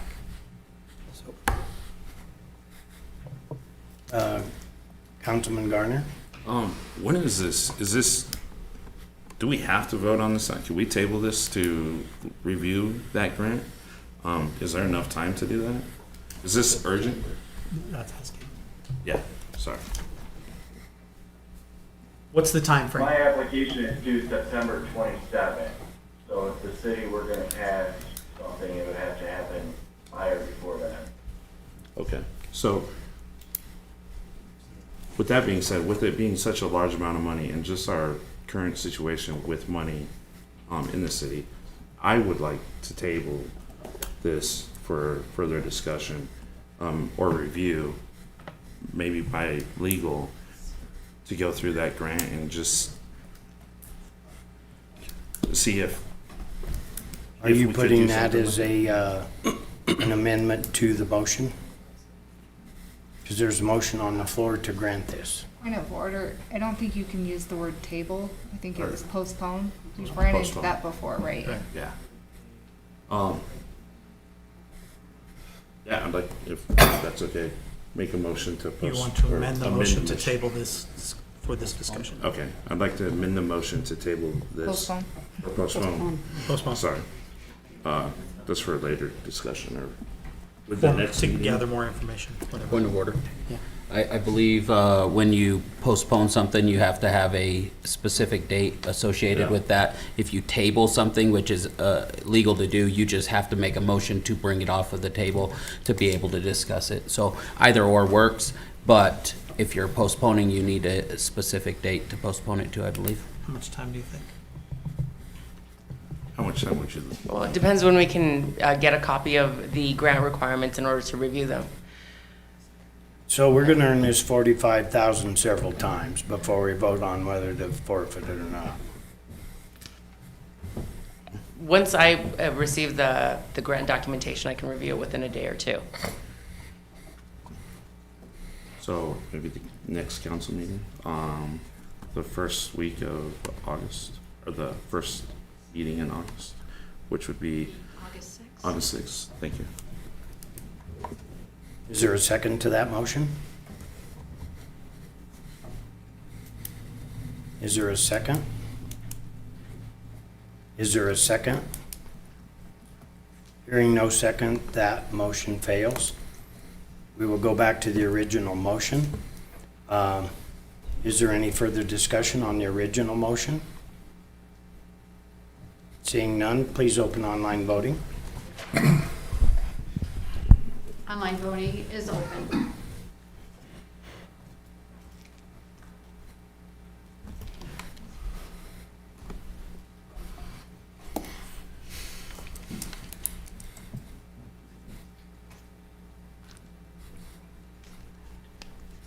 Online voting has passed. The motion passes with 6 yeas and 1 nay. The 1 nay was Councilmember Gardner. All right, thank you. Thank you for wanting to invest in our town. I hope it works for you. Thank you all. Have a great night. You too. Okay, next thing on our agenda is special use permit. We had, Letter of support. If you refresh, it will be your support letter of support for HF Sinclair, because I moved it to the third position. okay. Oh, wait, come all the way to the. So if you, everybody refresh. Oh, I get what you're doing, okay. I Okay, gotcha. because you wanted it to be in that position. Yeah. Okay. One moment. You need a break? Oh. No. Oh. You ready to go? I am. Okay, got it. Does everybody, council, you all have it correct? Yeah. Okay, I just want to make sure. Thank you. Okay, hang on here a second. Let me go back down to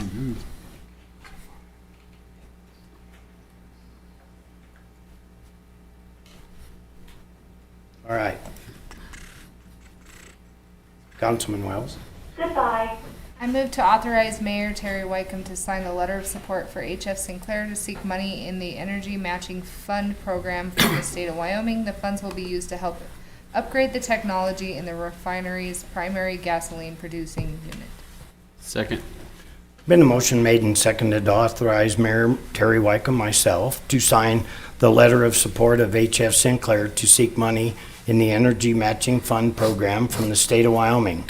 The funds will be used to help upgrade the technology in the refinery's primary gasoline producing unit. Is there any discussion? Seeing none, please open online voting. Online voting is open.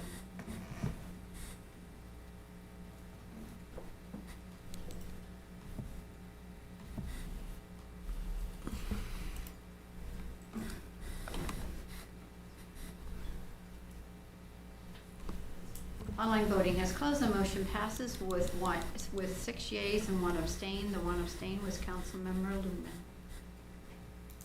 All right, thank you. The next thing on our agenda is item D, Councilman Weisenberg. I move to approve a special use permit PZ-2407-001 for Mariah Askins and Brett Askins for a daycare to be located at 2228 Cuddy Sark, more specifically known as Lot 179, Second Highland Hills Edition, Block 1402/17, the City of Rawlins, Wyoming, 82301. Second. There's been a motion made and seconded to approve a special use permit, PZ-2407-001, Mariah Askew, I believe it is, and Brent Askew for a daycare to be located at 2228 Cuddy Sark, more specifically known as Lot 179, Second Highland Hills Edition, Block 1402/17, the City of Rawlins, Wyoming, 82301.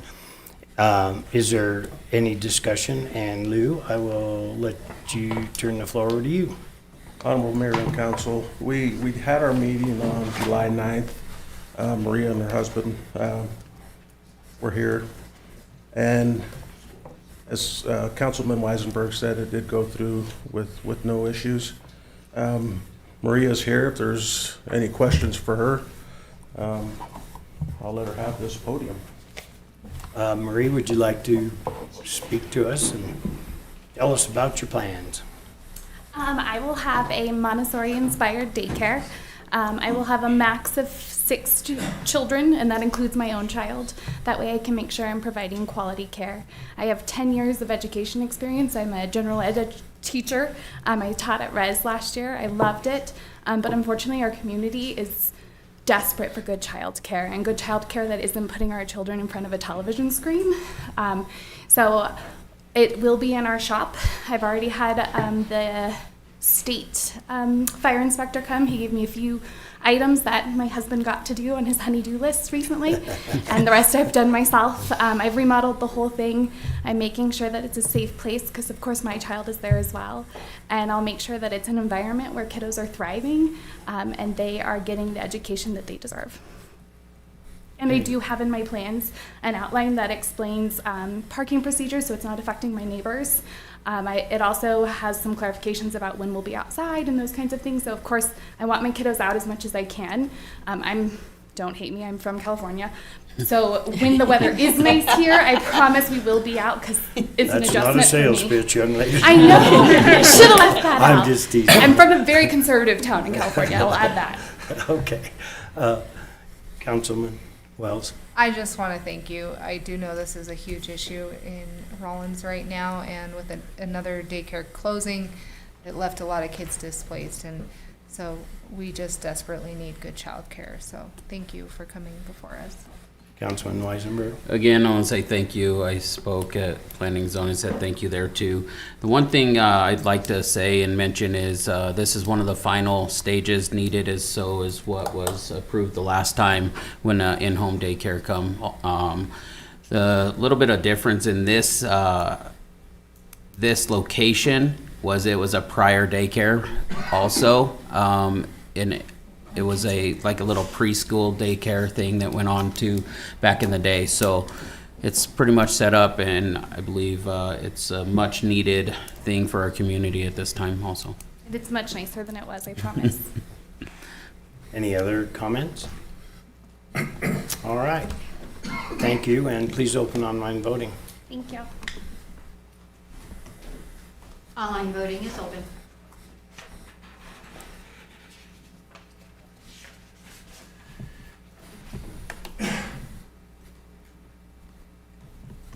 Online voting is closed. The motion passes with 7 yeas. All right, thank you, and thank you again for bringing that to our town. We appreciate it. Next thing on our agenda is item E, I guess, E, F, whatever, E must be. I'll entertain a motion. Vice Mayor Sanger. I move to approve and award the bid proposal received from WWC Engineering out of Laramie, Wyoming, in the amount of $160,000 for the design of the rehabilitation of the Sage Creek Spring collection boxes. Second. There's been a motion made and seconded to approve and award the bid proposal received from WWC Engineering out of Laramie, Wyoming, in the amount of $160,000 for the design of the rehabilitation of the Sage Creek Springs collection boxes. Is there any comment? And Cody, I'll let you tell us all about it. Thank you, Honorable Mayor and Council. With the city's pursuit to try to rehabilitate our water system, we got a grant, an ARPA grant, with a city match and impact assistance match. This grant is $1,872,547 for design and construction of our spring boxes on the Sage Creek side. This is basically the design just the design phase of this project that we're going to try to put out. We received 2 proposals, one from WWC and the other one from Sunrise Engineering. Both are great engineering firms and have a lot of knowledge with our system. Both brought great designs to the table. We just, as the proposal group, we want to go with WWC for the price point. They came in at $160,000, like you were saying, and the Sunrise was at $269,000. So we just recommend in saving a little bit of money so we can put a little bit more towards the construction side. Okay, Councilman Weisenberg. I have a question of time frame this is going to take them to engineer, and after that, what's the time frame of the construction of what they're engineering? Construction, we are not quite sure yet. We won't know until the design is complete, and then we'll get a breakdown of basically a schedule on how we're going to do it, and then we'll have to work with the season that we have out there. We're hoping that it can be done in one season, and we are looking to turn dirt next summer for it. And the design is going to be completed possibly? I think it'd be about 4 months, 5 months. And then we'll go out for a proposal for construction. Vice Mayor Sanger. So this is the Sage Creek side. Are we going to do the other side? Side? Yeah, the Beaver Creek side, the design, that's in the ARPA 4 grant that we have. The design for that is in the ARPA 4 side. So we will be looking at putting out a RFP for proposal for the Beaver Creek side as well. But we don't have money for construction for that one. And just being that this is 3, and we're trying to get this one taken care of and moving forward, and then we'll work on design for Beaver Creek side. Do we have design money for the Beaver Creek side? In the ARPA 4 funds, we do. So it can be designed, we just can't go to construction because we don't have money yet? Well, in the ARPA 4, our thought process and talking with the state, it's better for us to go out for grants when we have actual design for projects.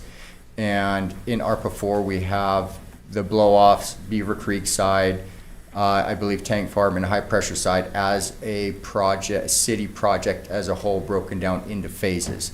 So that way when WWC comes in, or not, Wyoming Water Development comes in, they can look at what our phases of our water projects are going to be and choose to fund by granting which project they would like to. It just helps us pursue grant funding if we have design projects. This one came with construction money in it. Okay, any other questions? Seeing none, please open online voting. Online voting is open.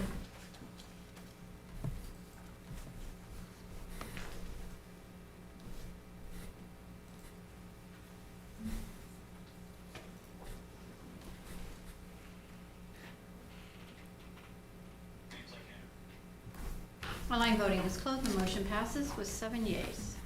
Thank you very much. Thank you. Councilperson Wells. I move to enter into executive session at 9:20 PM per Wyoming Statute 16-4405 to consider or receive any information classified as confidential by law, to consider the appointment, employment, right to practice, or dismissal of a public officer, professional person or employee, or to hear complaints or charges brought against an employee, professional person, or officer, unless the employee, professional person, or officer requests a public hearing. The governing body may exclude from any public or private hearing during the examination of a witness any or all other witnesses in the matter being investigated. Following the hearing or executive session, the governing body may deliberate on its decision in executive session to consider, discuss, and conduct safety and security planning that, if disclosed, would pose a threat or the safety of life or property. Second. There's been a motion made and seconded to go into executive session at 9:20 PM. Is there any discussion? Please open online voting. Online voting is open.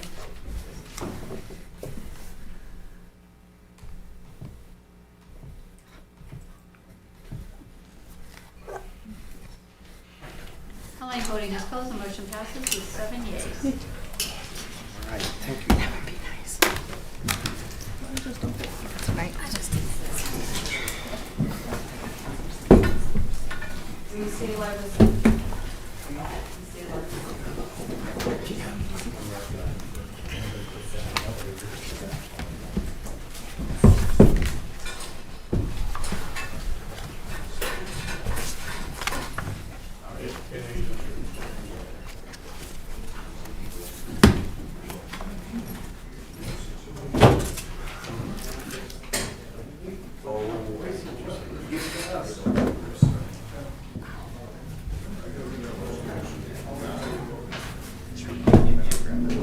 It is.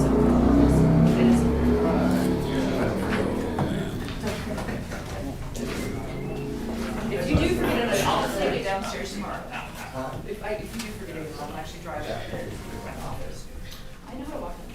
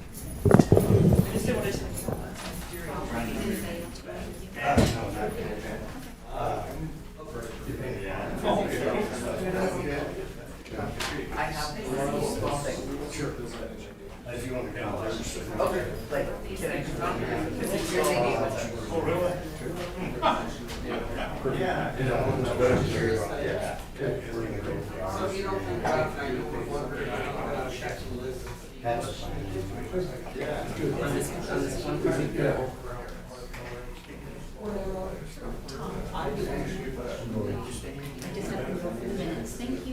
Themselves aware of what that situation is, so that they have a heads up if any parents come concerned. That would be. Is there anyone you need to review there? Obviously, please concern for the parent.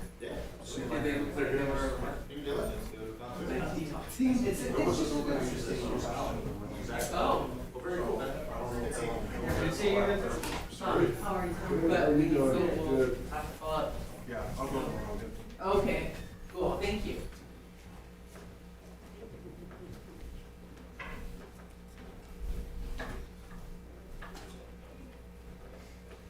DCI manages the website and the sheriffs are the ones that people register with. Right, and I know anybody can go online and check. I was just curious as to if there was a law. It says schools specifically, And even if but it doesn't define. Even if there isn't a law, they may want a heads up themselves.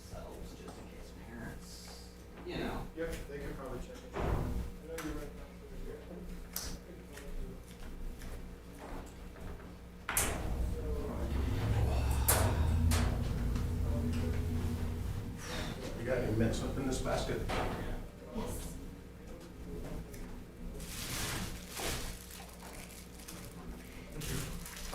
All right, Lynn, I'll see you tomorrow. Okay, I will, How are you? I'm over at Greenland. Oh, Lynn, Scott. Thanks, man. Nice to meet you.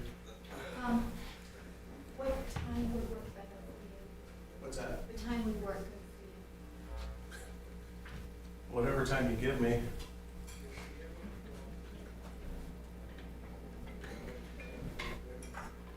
Not to,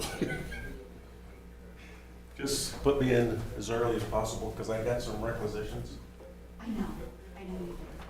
And I don't want you tied up or anything like that. I didn't know if you had any appointments like it.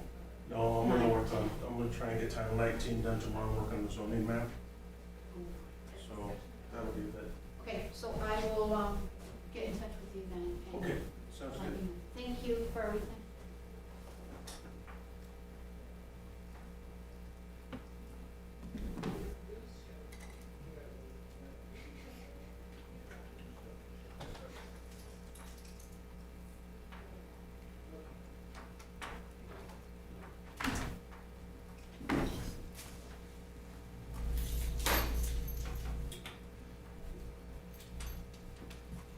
Lynn, I'm not gonna stick around because I have the feeling they're gonna be down there a while.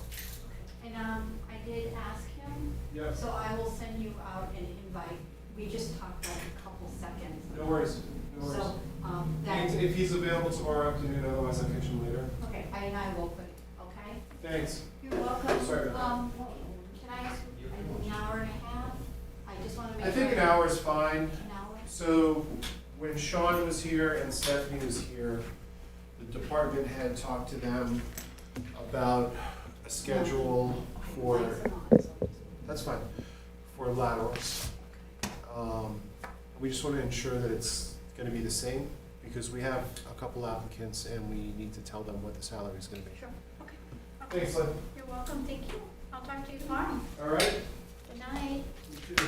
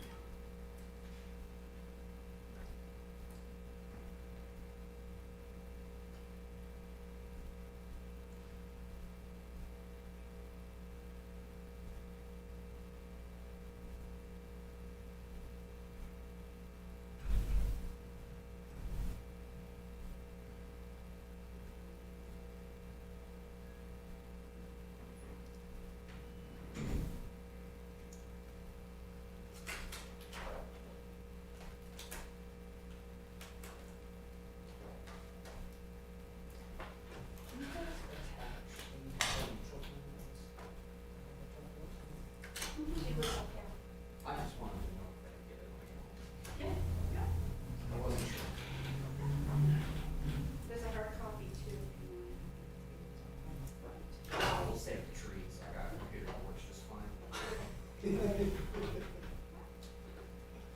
many people wasting trees and paper nowadays.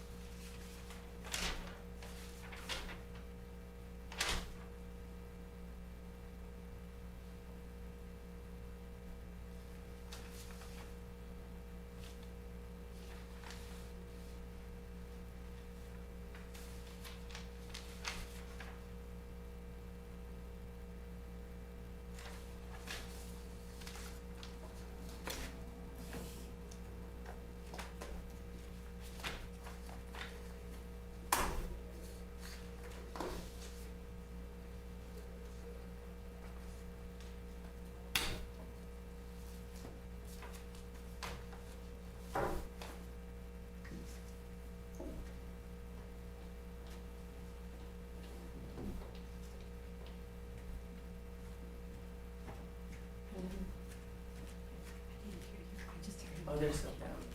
Right, but I have to keep track of. Oh.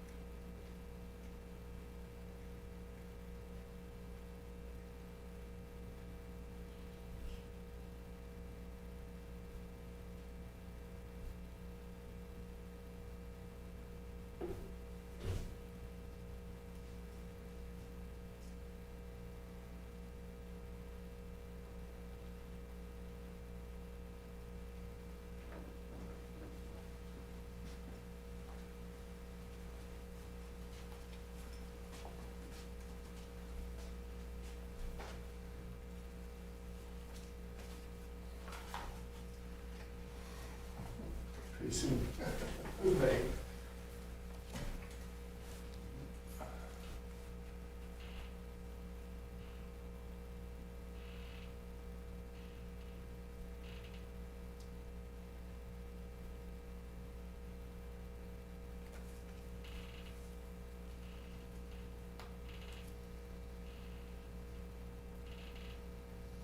What's your schedule look like tomorrow?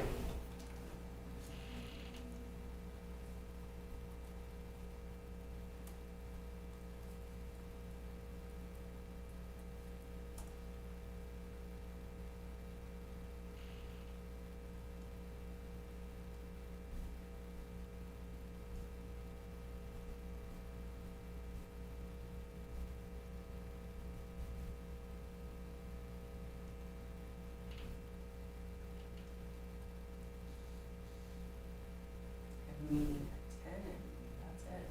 That is, we can meet after that. Yeah. Okay, I'm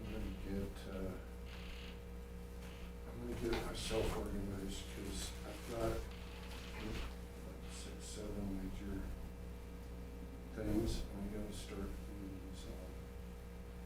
all these things to get people in.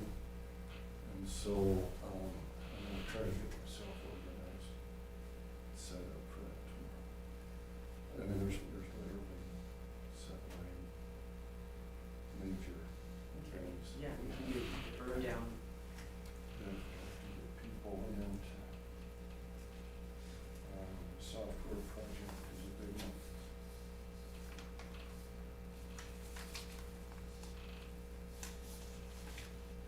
Yeah.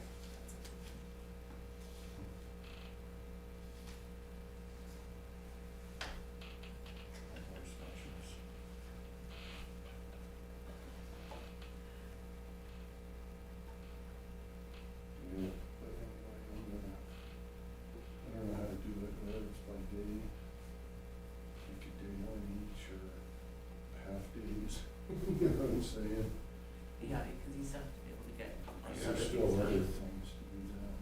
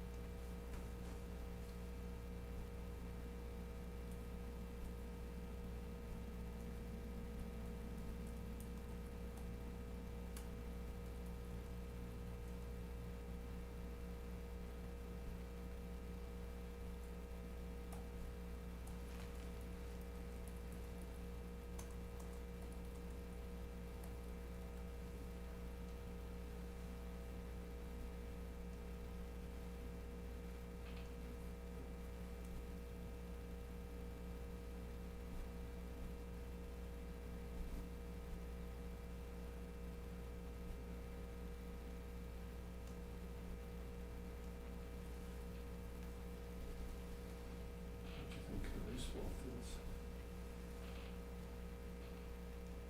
Could use some love. Definitely use some love. I think they can. The fields are really good. Oh, the fields are nice. They didn't mention that the leagues are very good. They're in good shape. But those, like, those first central things, what you first see in terms of where your eye gravitates to, well, Yeah. because maybe somebody who is a baseball fan would look at the fields, Yeah. but for me it's, I don't want to improve the dugouts. I think we need places to do that. When you're in the dugout, put your glove and a couple of ball away. I think that would be cool. yeah, that would be,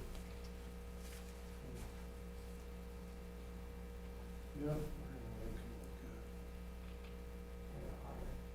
I mean, there's companies that do exactly that with the dugouts. Yeah, because I know what kid, I mean, they're good.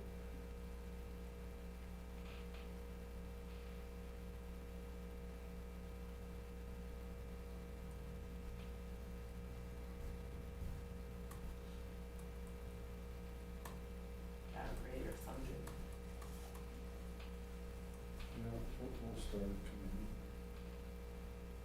So I want to get on that because that tournament we're hosting is going on right now in Marion. What is it called? It's the regional Little League. My nephew center. Yeah, there are companies that that's what they do. I guess. My nephew, it's funny, my brother was in Glen Rock, and their Little League is with Douglas, those two communities. So he's having to wear a D on his chest. This guy's all fun. I think they lost today. But it would be cool to host that, and that'd be such a good thing for all of us. Yeah. And it goes all week. It's a long term. And they play, I don't know exactly how it works, but they said that with kids' arms, pitching arms, you gotta wait so often, and a lot of those teams, you know, they have 3 or 4 pitchers, so they give them enough days to rest, and then at the end of the week, they pick them up, so. Yeah, that'll be fun to watch.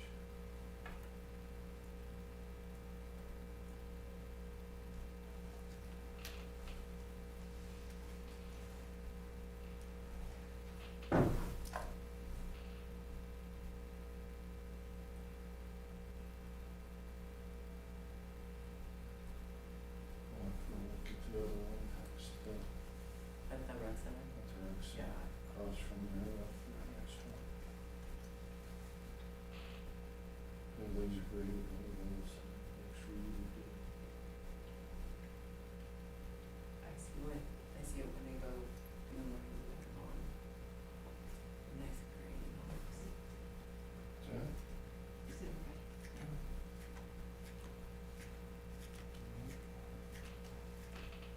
Yeah, I think it looks really nice.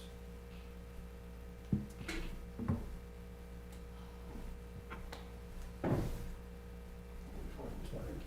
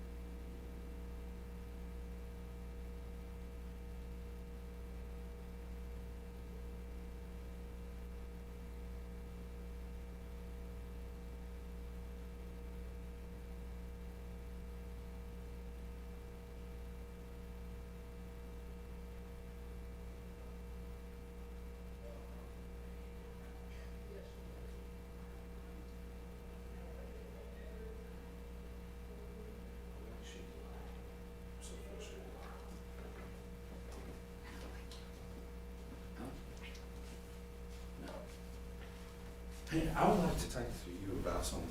Sure. One-on-one.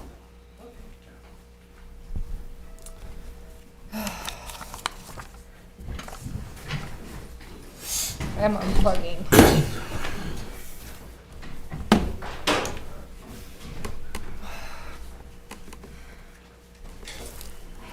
Question for you, Homer.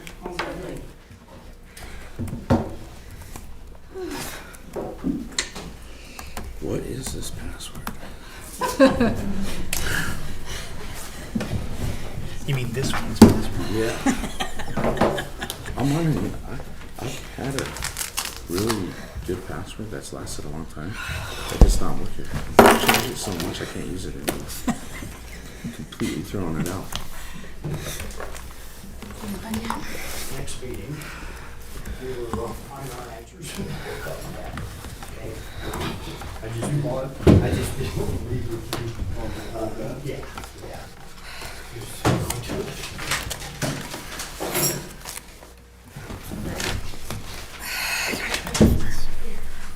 I remember my password.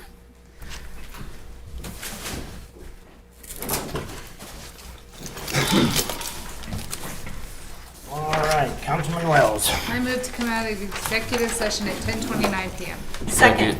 Been a motion made and seconded to come out of executive session at 10:29 PM. Any discussion? Open the online voting, I guess. Online voting is open. I'm so used to saying all in favor. Did we lose somebody? He's getting a bottle of oxygen. He'll be back. That's not what he said. The doors are locked. He won't be back. He just escaped. Did you hear his truck start? We want to know if his truck started. Look out that window, make sure he's still here. Oh, he's knocking. Yeah, we're opening Oh, he's over it. Good thing he's a taller guy. Jumping up there. All right. Was there any objections to matters discussed in executive session? Wait a minute, we have to wait for the last council member to come back. Why? Because we voted. Huh? Voting to come out of executive session. Executive session. He's gotta vote to in, come- so he has to vote to Vote get out. come out. I have to wait for Bruce, council member Seehoff to come out. I want a legal opinion on that.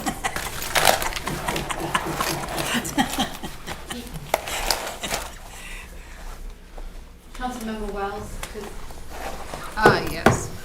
Sorry. Did you want to say anything? Vote to come out. Yes. Thank you. Oh, I'm sorry, Bruce.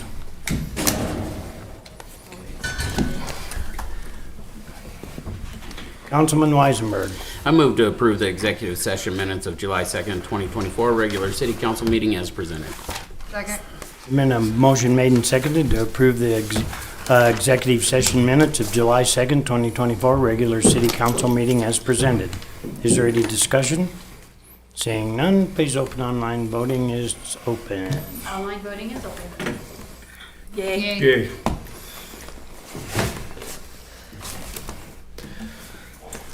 Online voting has closed. The motion passes with 7 yeas.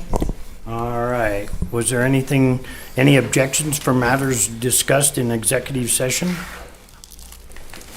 All right. So, hearing none, I will adjourn this meeting, and the next meeting will be August 6th. Same time, same place. Yes, the only thing, there is no work session, but it is National Night Out. So Yes. it starts at 5 down at Bolton Park, and there will be.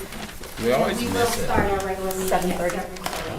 7:30. I made it last year. It was just for- I need to borrow your ink pen, Steve, or somebody. Good night. Thanks. Might be contaminated. We knew it. They mentioned it, was like, uh-oh. Not. Daryl ran to let you in. And, Can you I'm unplug putting it it, in here please? so I can't fix it or anything else. It's like you want to beat on the window and it's got a screen on the outside, so you can't beat on the window. Is that